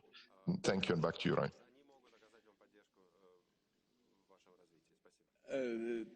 Спасибо большое. Thank you very much. Может быть, вам коротко вы можете ответить на это? Can you answer this question briefly, and then these tools are available to us. Maybe we will look for ways to link them to green bond issuance and to sustainable development in general. Thank you for waiting. You were talking about data. I would like to delve into this topic. A colleague was talking about how they were using oil refinery data here in Moscow. What are the trends globally nowadays to resolve this issue? What are the trends to address these issues with the help of data? What are the tools, the tools that are the trendy tools which are being used now to address this issue? Well, one of the most common technologies that everybody is putting in place to take advantage of the data is the concept of digital twin. A digital twin is a virtual representation of a physical asset, for example, a refinery, or for example, a whole city. Okay, and in this 3D representation, we are adding data real time. That way, we can monitor, we can control, and we can predict what's going to happen in this specific asset in the future. That way, we can run simulation. That's super important, for example, for majors. Imagine you have a square in your city that is that supports high pollution. then you can test different alternatives. You can close these streets, or you can stop traffic here, or you can replace some pollution emissions here or there. And you can analyze the impact of these alternatives without disrupting the life in the city, without starting another work, without touching the physical concept. Okay, so this digital twin idea is working very well in many cities like Helsinki, Göteborg, Antwerp, Barcelona, and with this concept of digital twin, again, you can run simulations, you can run what-if scenarios. What if I do this, or what if I do that? Okay, this is also coming that is very much impacting physical assets. You can evaluate how to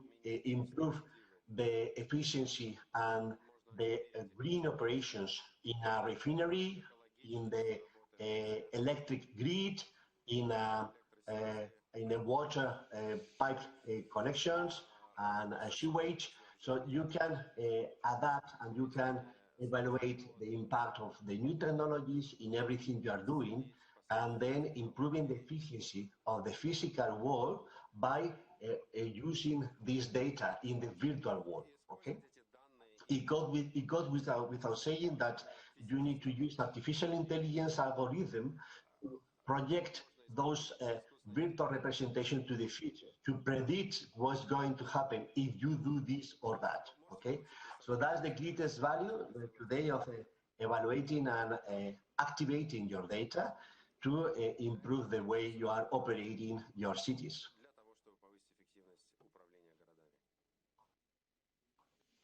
Thank you, Yuri. Your response, the Moscow oil refinery. I fully agree with what has been said. These big data technologies, AI-based technologies, they're primarily used for forecasting, for simulation of various eventualities. Should you change your engineering process, what the effect would be. So you can make projections for the types of products you need to produce in the future, and you can also use predictive logics in terms of preventing accidents and emergencies. And it's a very powerful tool, and digital doubles, that twins that the previous speaker was speaking about, as a very helpful tool. What about digital twin tool? Have you ever considered using them? Well, all in all, digital technologies have penetrated all aspects of our urban life. So people are discussing QR codes, so I would agree with that. Of course, I'm kidding.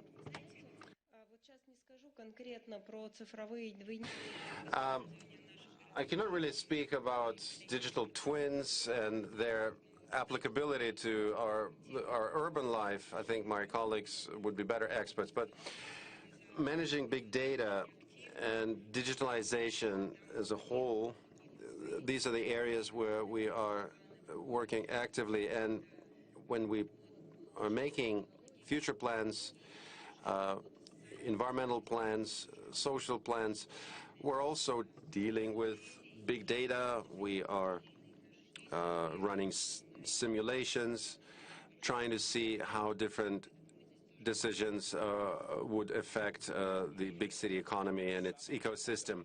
Samek, I wanted to get you back online. Since we're talking about finances, it would be interesting to hear about verification. When it comes to green bonds, I'm not the one to say that greenwashing is an important topic when companies pretend to be green but are not in essence green. So how can this be addressed? As a person who is interested in developing green bond market, how would you respond to that?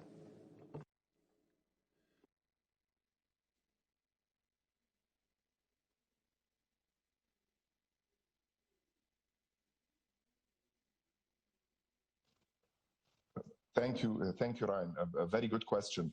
I think usually for verification purposes, in order to be able to carry this out, and in much of the financing that we do that is innovative, like our results-based financing program, we rely basically on third-party verification. You know, when you commission independent verification of the results so that you can have, if you want, an independent arm's length review of the various achievements that are happening on the ground. But as I mentioned, I mean, for us at the World Bank, this is, I mean, the main focus on green financing is really a signaling, but because what we aspire to is really having a mainstreaming of climate change across all development sectors. So we are not seeking to have, if you will, two parallel tracks of regular financing versus green financing. We are, you know, striving to progress towards having everything becoming the same form of financing, because climate change and environmental sustainability are mainstreamed across all of our development programs. So I think this is the end goal, and, you know, independent verification is one of the tools to get there. Thank you. I think we held a very productive, interesting discussion. I would like to speak the attendees, the speakers who joined us online, Jose Antonio, Samech. It's quite early, and you had a blackout on top of everything. So thank you very much. So this is a round of applause for you. It was fun, it was interesting, and thank you for joining in and for listening to the session. Thank you. Bye-bye.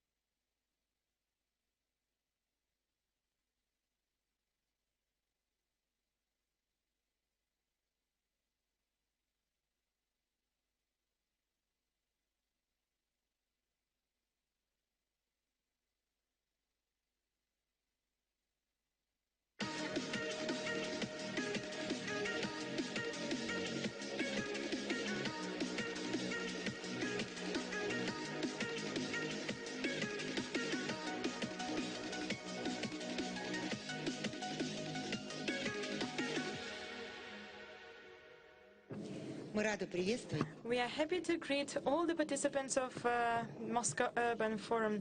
Unfortunately, we cannot see the faces during the session, but we are convinced that you are watching us online, and there are some people watching us offline. Right, so we are ready to start our panel discussion, accommodation for billions of people, growing major cities and projects of large-scale constructions. And my name is Tsvetkova.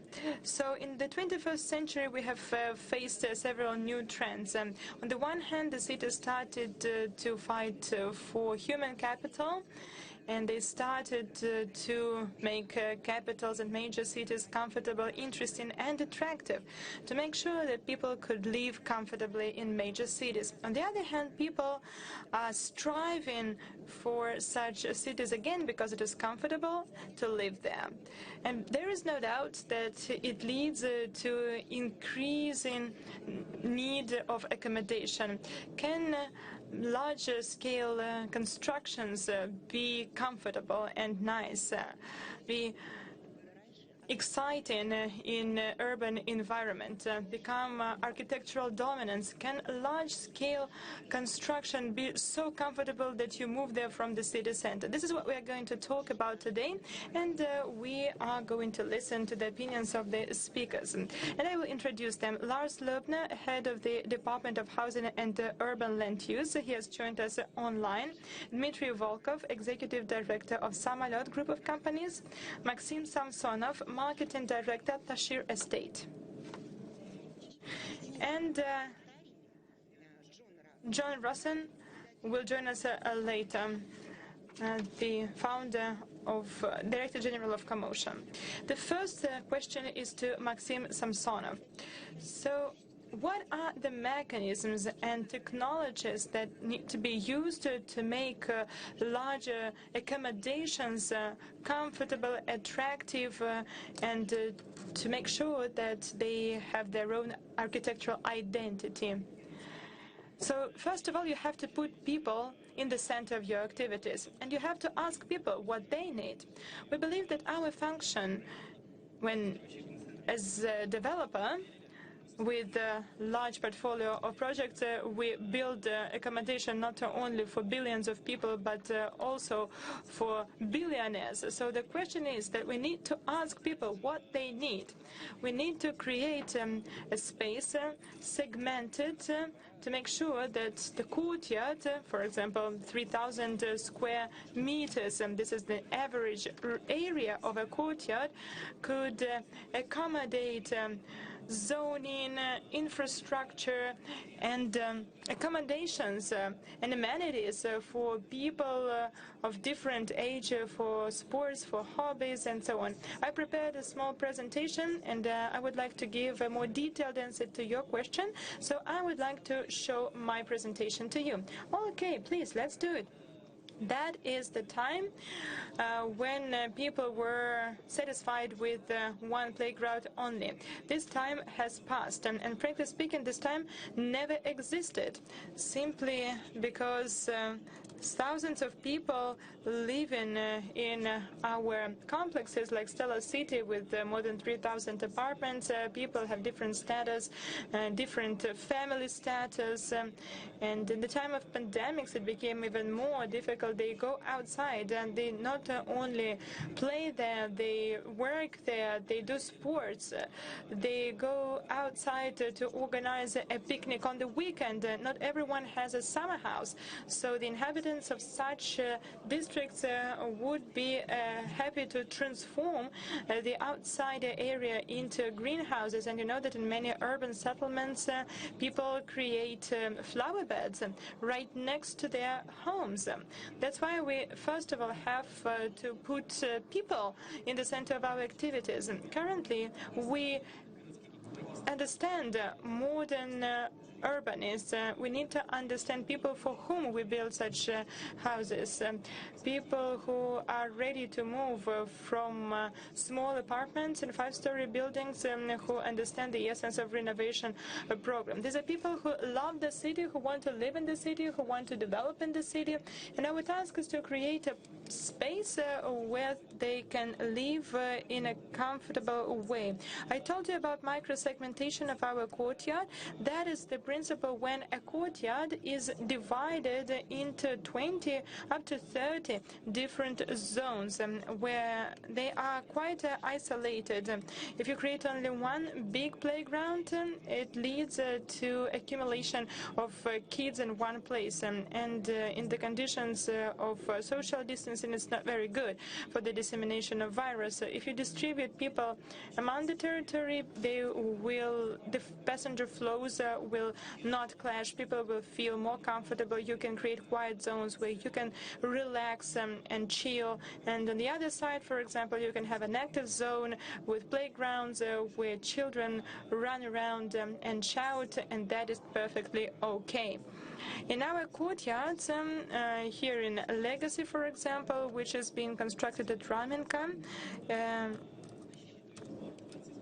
here you have 23 different zones of activities for grown-ups and 15 places for activity of kids.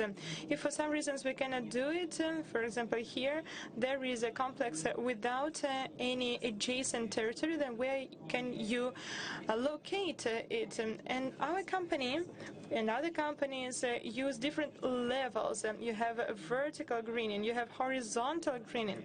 Here, for example, you can see one of our projects, West Tower at Minevskaya Highway. There is a roof and it's used. The size of the roof is about 6,000 square meters. We worked together with our engineers. We tried to locate all the utilities on the roof in such a way that they do not interfere. There are about 30 utility objects, but they can be transformed into something special, like art objects. They can be covered with mirrors, and then you have a promenade on the roof.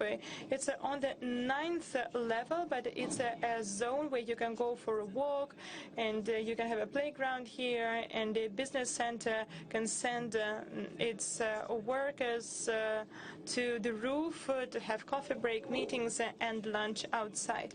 This is what happens if you have a reasonable approach to the process. If you always remember that this is the accommodation for thousands of people, it's necessary to divide the flows of people. You make microsegmentation, you search for various opportunities. Sometimes the opportunities can be non-traditional. I mean, you can create special lobbies, you can create public spaces on the roof, and then you can offer something special.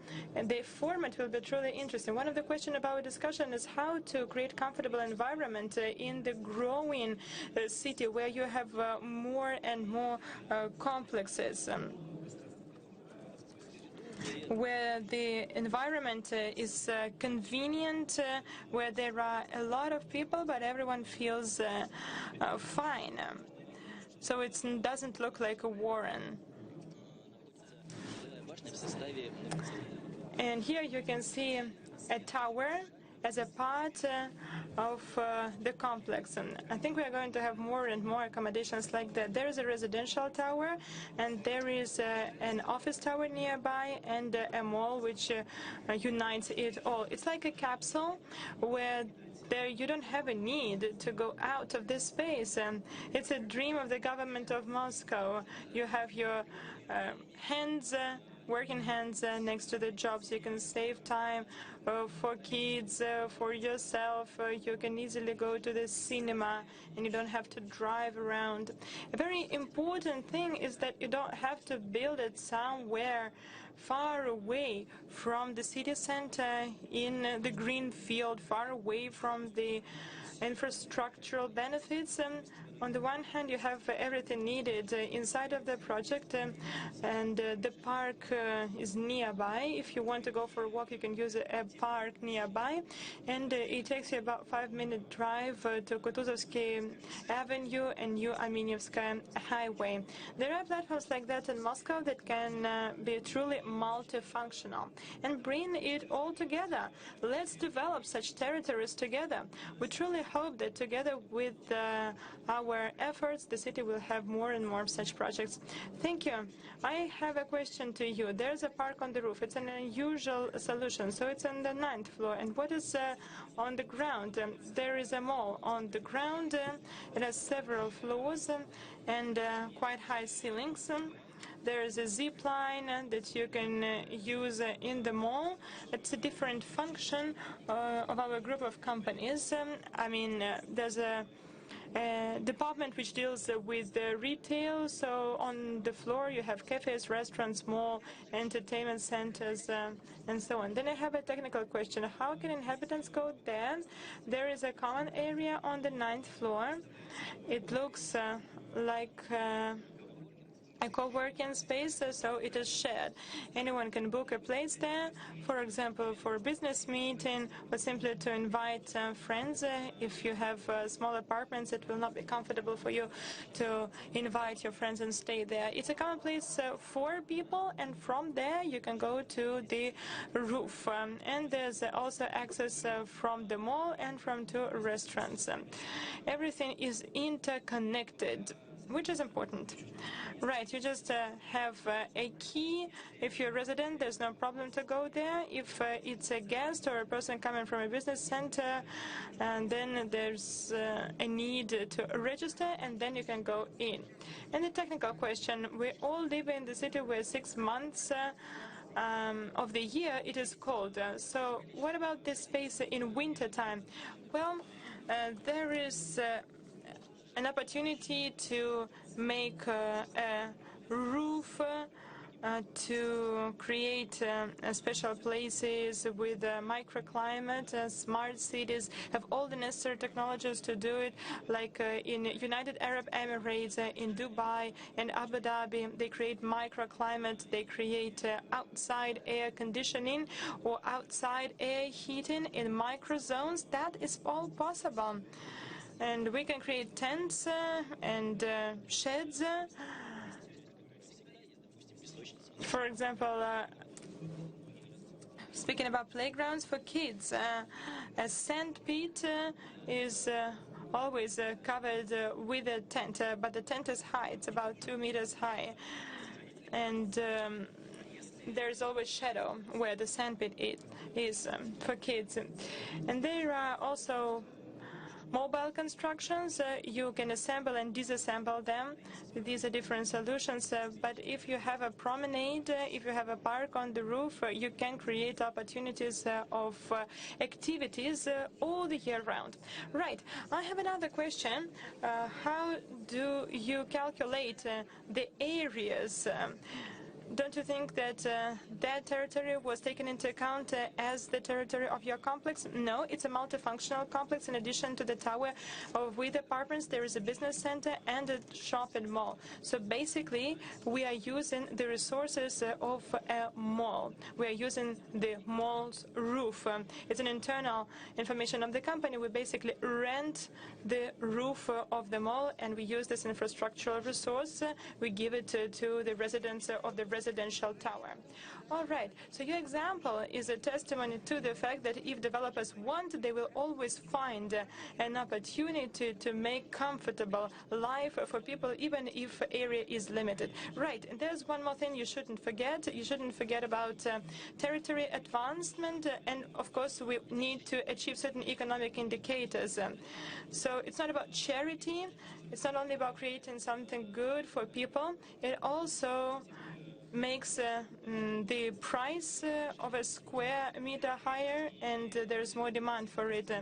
And of course it is reflected in the price, and people pay attention to comfortable conditions, and they want to live in comfortable conditions. All right, now we would like to ask a question to Mr. Loebner. For the last 10 years, Berlin had a boom of development. Young professionals came to Berlin and they managed to implement their business ambitions and do cultural activities there. So it all required a lot of additional housing. What is the strategy of housing development in Berlin? Do you manage to keep the identity of the districts, and how does it happen? Thank you very much, and welcome from Berlin. And if we discuss about Berlin, now we discuss about growth. Berlin is on the way to a global metropolis. And as you mentioned before, we have an economy-driven development of employment and residence in the last 15 years. And if we discuss about growth, we also have discussed about responsibility. And it is also global responsibility of a global city. And these two figures, they show what for carbon dioxide is emitted in the past on the left side. And you see that is equalized to the amount, and Germany is one of the big resources of the carbon dioxide which is now existing in the atmosphere. And on the right side of these figures, you see what we produce now. And there is a global shift, and the big question is how we can promise a welfare not only to us ourselves, but also to others. They like to have this welfare, and to how to organize this welfare climate neutral. And on the other side, on the social side of housing, Berlin in the fast growing has exploded the prices for rent, and you see that about 40% is these figures here. They have a cost burden of now more than 30% of their income. And this is a growing number of people. They have problems to pay the rent. And how to deal with, what is the policy? Berlin had set up new urban quarters, we call it like that. So we have a housing demand of about 200,000 units, and we have a potential of 200 units. And a quarter of that should be realized in these new urban quarters. And these new urban quarters are all over the city. You can see here, situated. And the politicians, they gave us guidelines of this development. And I don't tell you everybody, all of them, but this is about also and a sustainable mix of uses, of energy-saving constructions, of provisions of public areas and open space, as the colleague before mentioned. And the big issue is the housing policy is common good-oriented housing. This means most of them are owned by the city of Berlin, and housing companies, which you can see all the projects all over the city, in the inner city and in the outer regions, these projects are situated. And some of these projects here you can see one of our biggest one for 10,000 inhabitants, and the big issue is how to create climate neutral, sustainable mixed use, but also socially mixed new urban quarter. And this is another one in the eastern part of Berlin.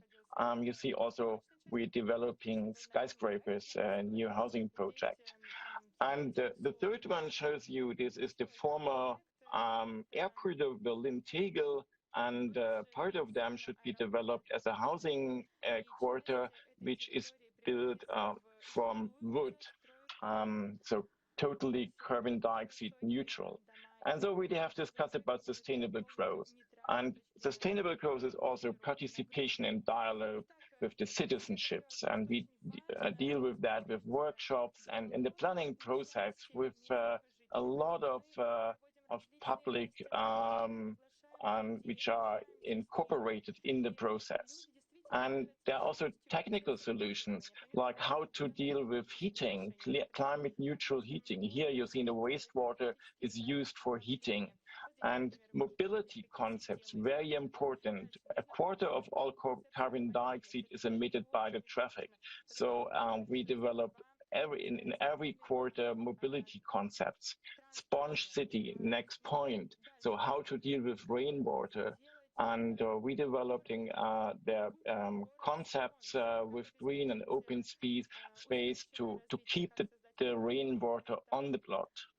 And mixed use, of course, very important, that you find in a 15 minutes walk everything what you need for your daily life. Also your work, your house, your flat, shopping, culture, everything. And a big issue now in Berlin is timber cluster. So we're developing huge area made totally from wood, which are saving carbon dioxide from the atmosphere and freeze them for the next century in the building itself.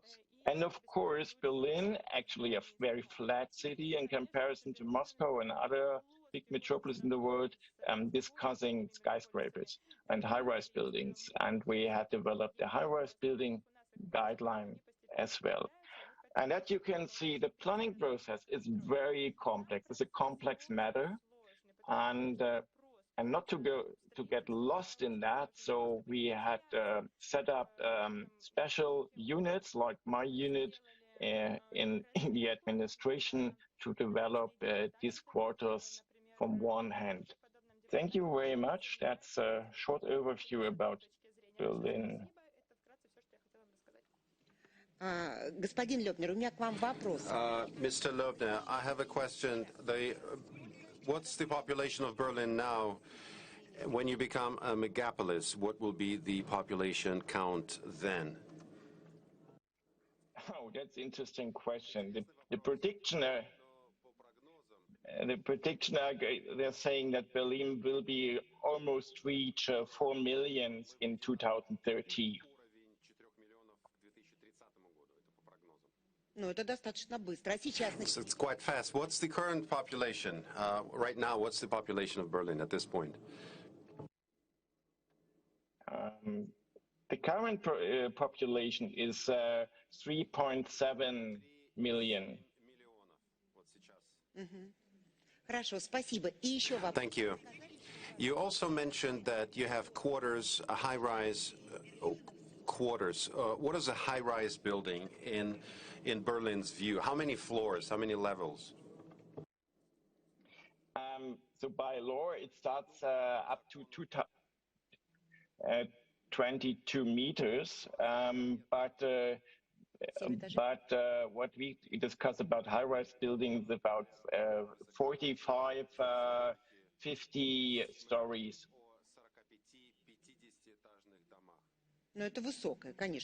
This is, in fact, high-rise. Yes, this is high-rise indeed. Thank you.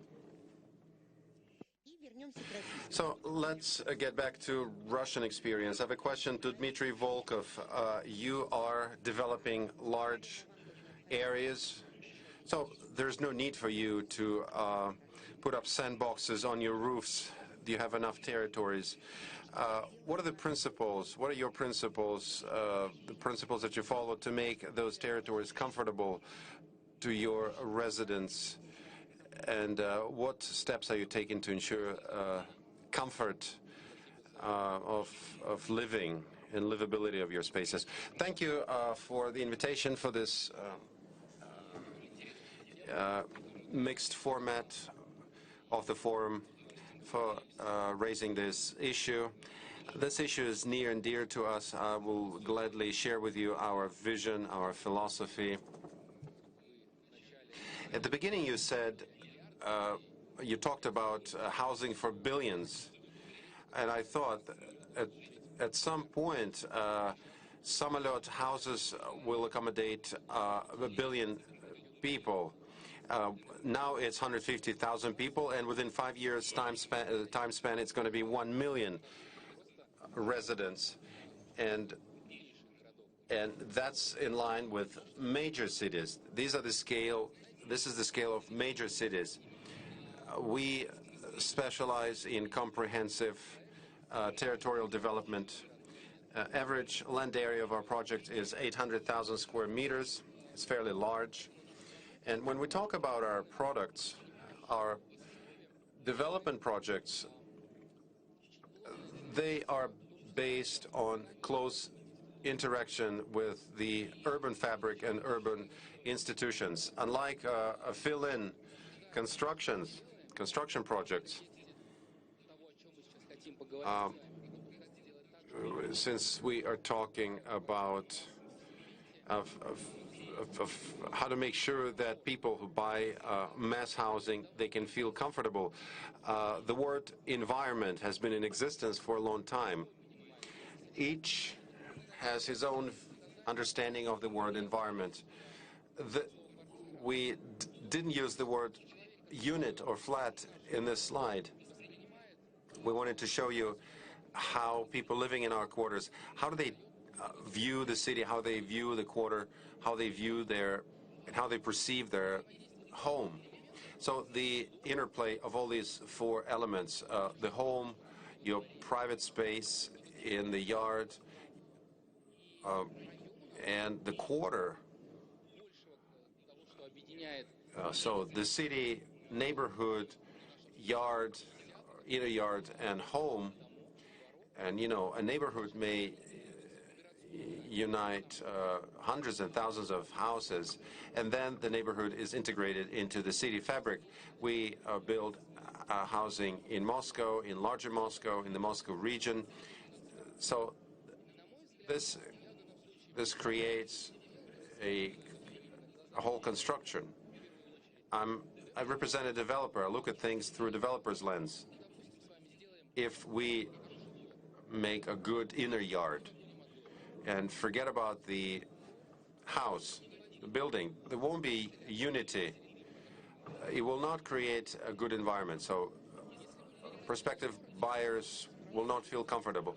If we have a great city, if we have digital services all around, if you can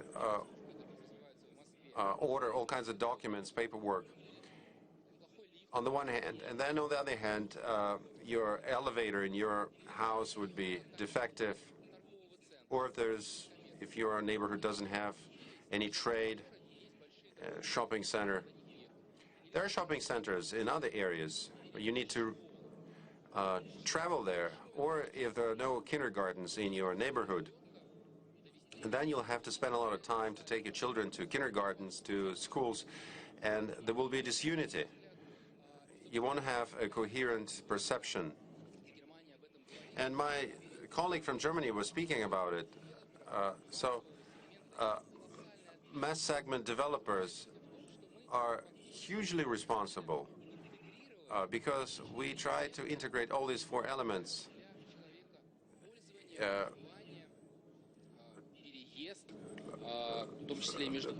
Comfortable living, relocation. People actually could relocate from one of our houses or one of our neighborhoods to another. We have special programs for that. But our responsibility goes beyond the responsibility for a building, a yard, or a specific neighborhood. Our responsibility is to think, how can we make sure that the services you create, they can be integrated into the city services. When we think about the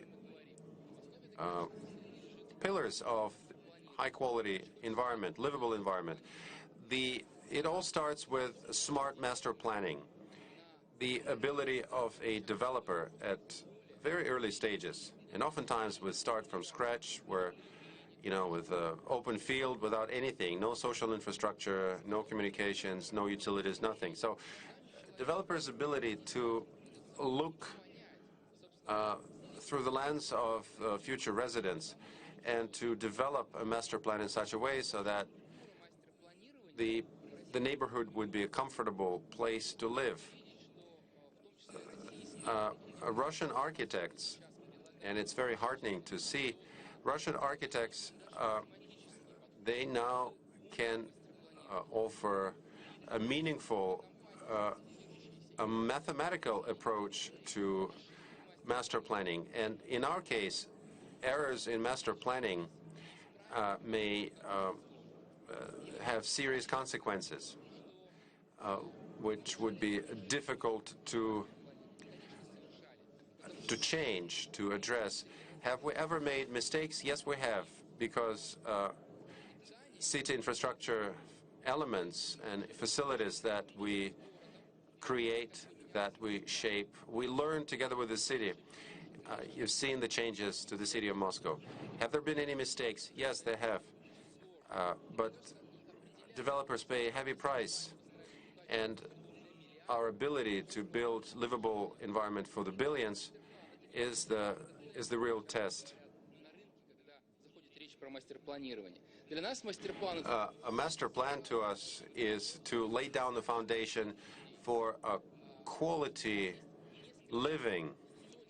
We have several hundreds of principles. Today I would like to elaborate on 12 key principles. There are three key postulates. The first one is that when we build our master plan, we want our people to have the same city services and infrastructure facilities within the walking distance that they may find in other places. Second principle is commerce. It's not only retail real estate. We also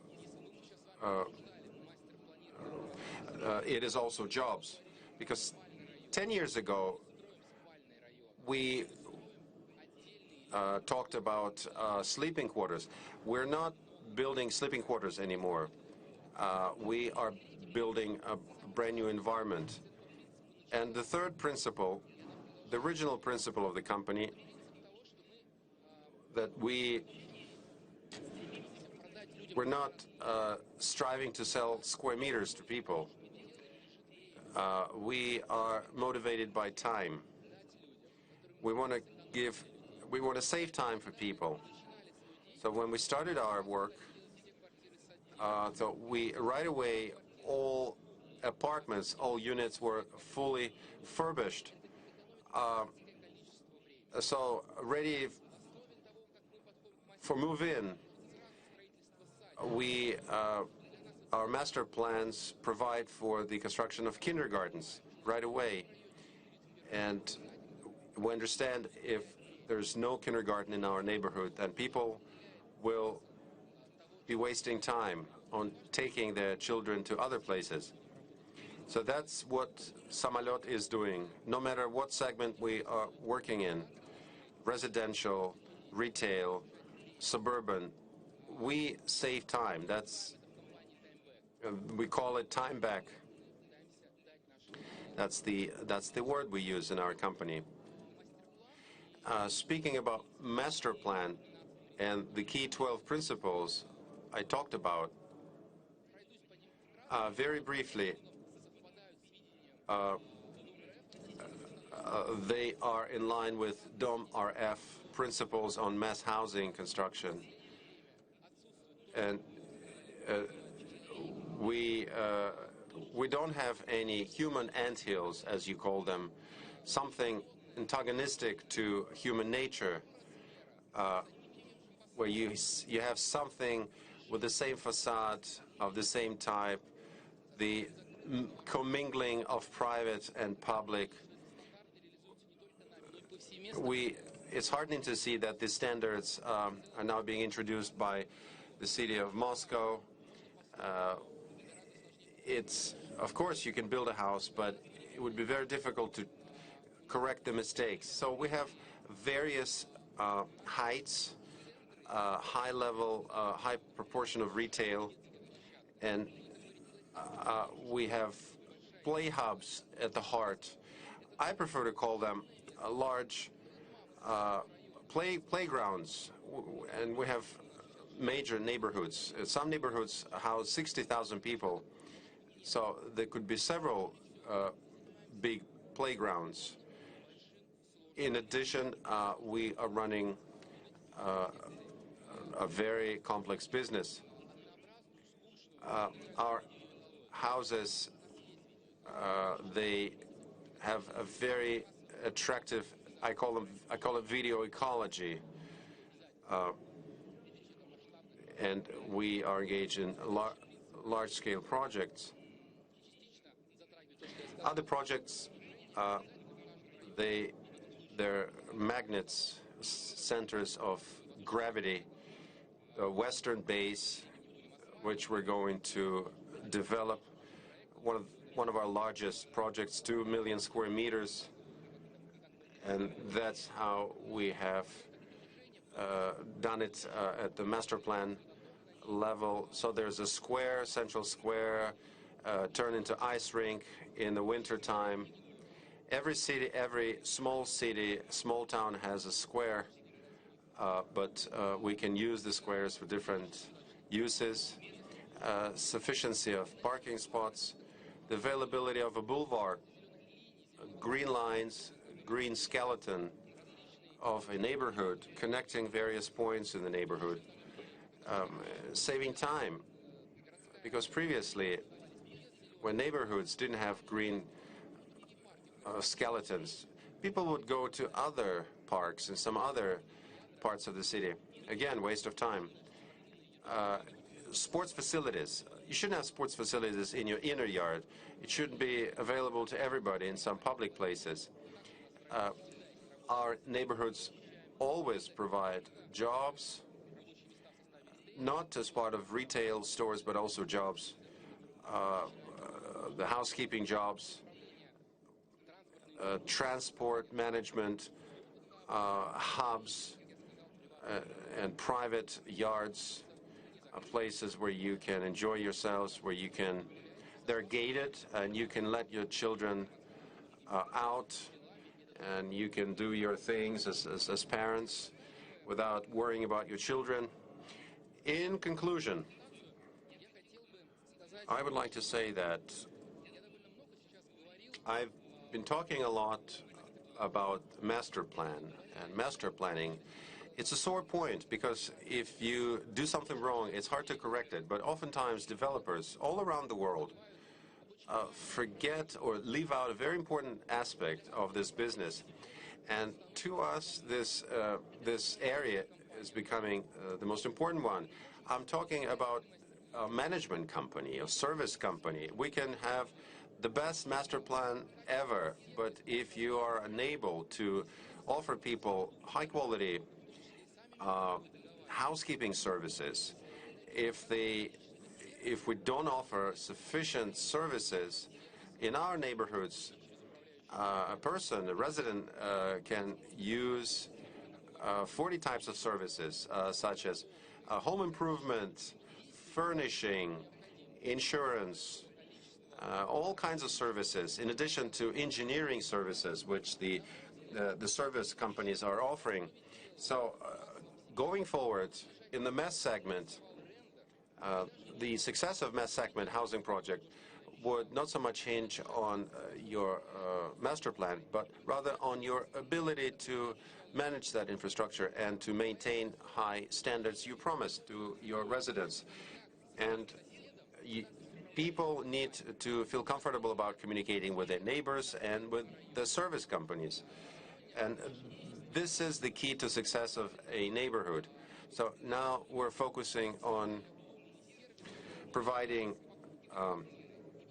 most user-friendly services to people, starting with the purchase of units. We're helping them with getting a title and offering all other services. For example, collective procurement services. People, through a platform, can buy products, goods at a lower prices in bulk. So thanks to the digital services, our residents save 8 days a year, just because we make it possible for them to interact among each other. So a lot of time savings, and It leads to more time with your kids, more time on educational purposes, more time outdoors. So all this is possible. So 88 days are clawed back by our residents. So to wrap it up, a service company, a management company shouldn't be separate from the city. It should be something, should be independent from the city. We want our service to be integrated into the pan-urban services. For example, each of our neighborhoods has a paid parking lot with security cameras, and a person may use an app using identification technology, may enter his parking spot. Moscow is a great parking system. It would be great to integrate our parking spots and parking places into the city parking system. So my point is that our services, neighborhood services, should be integrated into the citywide services. And only after that we can say that we've built comfortable, livable environment for billions of people. I'm sure about the integration of services. And well, John, now it's time for your comments.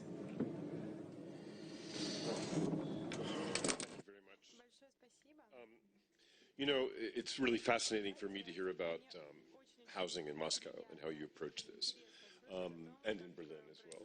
You know, every city in the world has its own typology of housing and its own particular issues of housing. So in Berlin, you have low-rise generally. It's a very spread-out city. Moscow, you have quite high-rise. Yesterday we were talking about typologies of housing in Chinese cities, where they favor massive use of high-rise. In my own country, for example, I live in Los Angeles. I'm a New Yorker, but I live in Los Angeles, where the kind of default housing unit is an individual family home with a garden, preferably a garage, two-car garage. In New York, that's unthinkable. I grew up in an apartment in New York. But what we have to keep in mind is that every city in the world, whether it's Moscow, whether it's New York, whether it's Berlin, whether it's Paris, whether it's Dhaka or Shanghai, have the same problem. That's a lack of affordable housing. And this is one of the biggest issues that we face. We live in a very crowded planet. When I was growing up in New York in the last century, New York was less than half the size it is now. You know, the population of the United States has grown by about 100 million in my lifetime. And people have flocked to cities. Our planet, there are billions more people on our planet, and more are coming along. So there's just a lack of housing stock. And I remember speaking once to the head of one of the biggest real estate developer in the world, and I asked him, I said, what keeps you up at night? And the first thing he said was the lack of affordable housing in the world. So at the New Cities Foundation, which I head, we look at how cities develop around the world, and we do research on all 5 continents, in Asia and Europe and Africa, etc. And we quickly identified housing as one of the, access to affordable housing as one of the key elements of how cities are formed, how they become vibrant, etc. And so we started a program called New Housing Solutions to look at new ways of living, that people live together, new ways of building buildings, so how you make your buildings, new technologies, building tech, etc. So 3D printing of modular units, things like this. What's so interesting from maybe a North American viewpoint is we have the massive arrival in the housing market now of what we call millennials, which are my children. I'm a baby boomer. I guess you have the same phenomenon in Russia. So you had a massive boom after the war, after the Second World War, of people making babies. And it was economic growth. And now those people have had babies. The millennial generation in North America and in Europe, they're starting to have their own children. This is going to be the biggest single demographic phenomenon we will face in our lifetimes. The choices that the millennial generation will make in North America and in Europe. Will they live in inner cities? Will they go to the suburbs? We don't know yet. You know, we just don't know. In fact, we look at this very closely at the New Cities Foundation. But there are a few interesting trends that are going on. One is co-living. And, you know, I think it's also a phenomenon in Russia, as it is in many, many countries. We're moving more and more to a sharing economy where we share things. Now, COVID complicated that whole process because we don't like to share things if there's a pandemic. But I think we'll go back to the idea of sharing transportation instead of having your own car.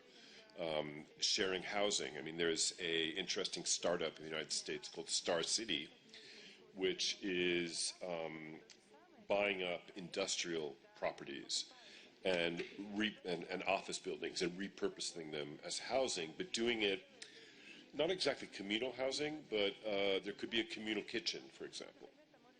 And it's a way to bring costs down. People today, young people, are experimenting with different kinds of living arrangements, whether it's a single parent family, whether it's you know, two men deciding to have a child. There are many, many different kinds of family typologies now. So one of the other things that I think is going to happen, certainly, and a lot of people are starting to look at this, is how you repurpose dense downtown business districts.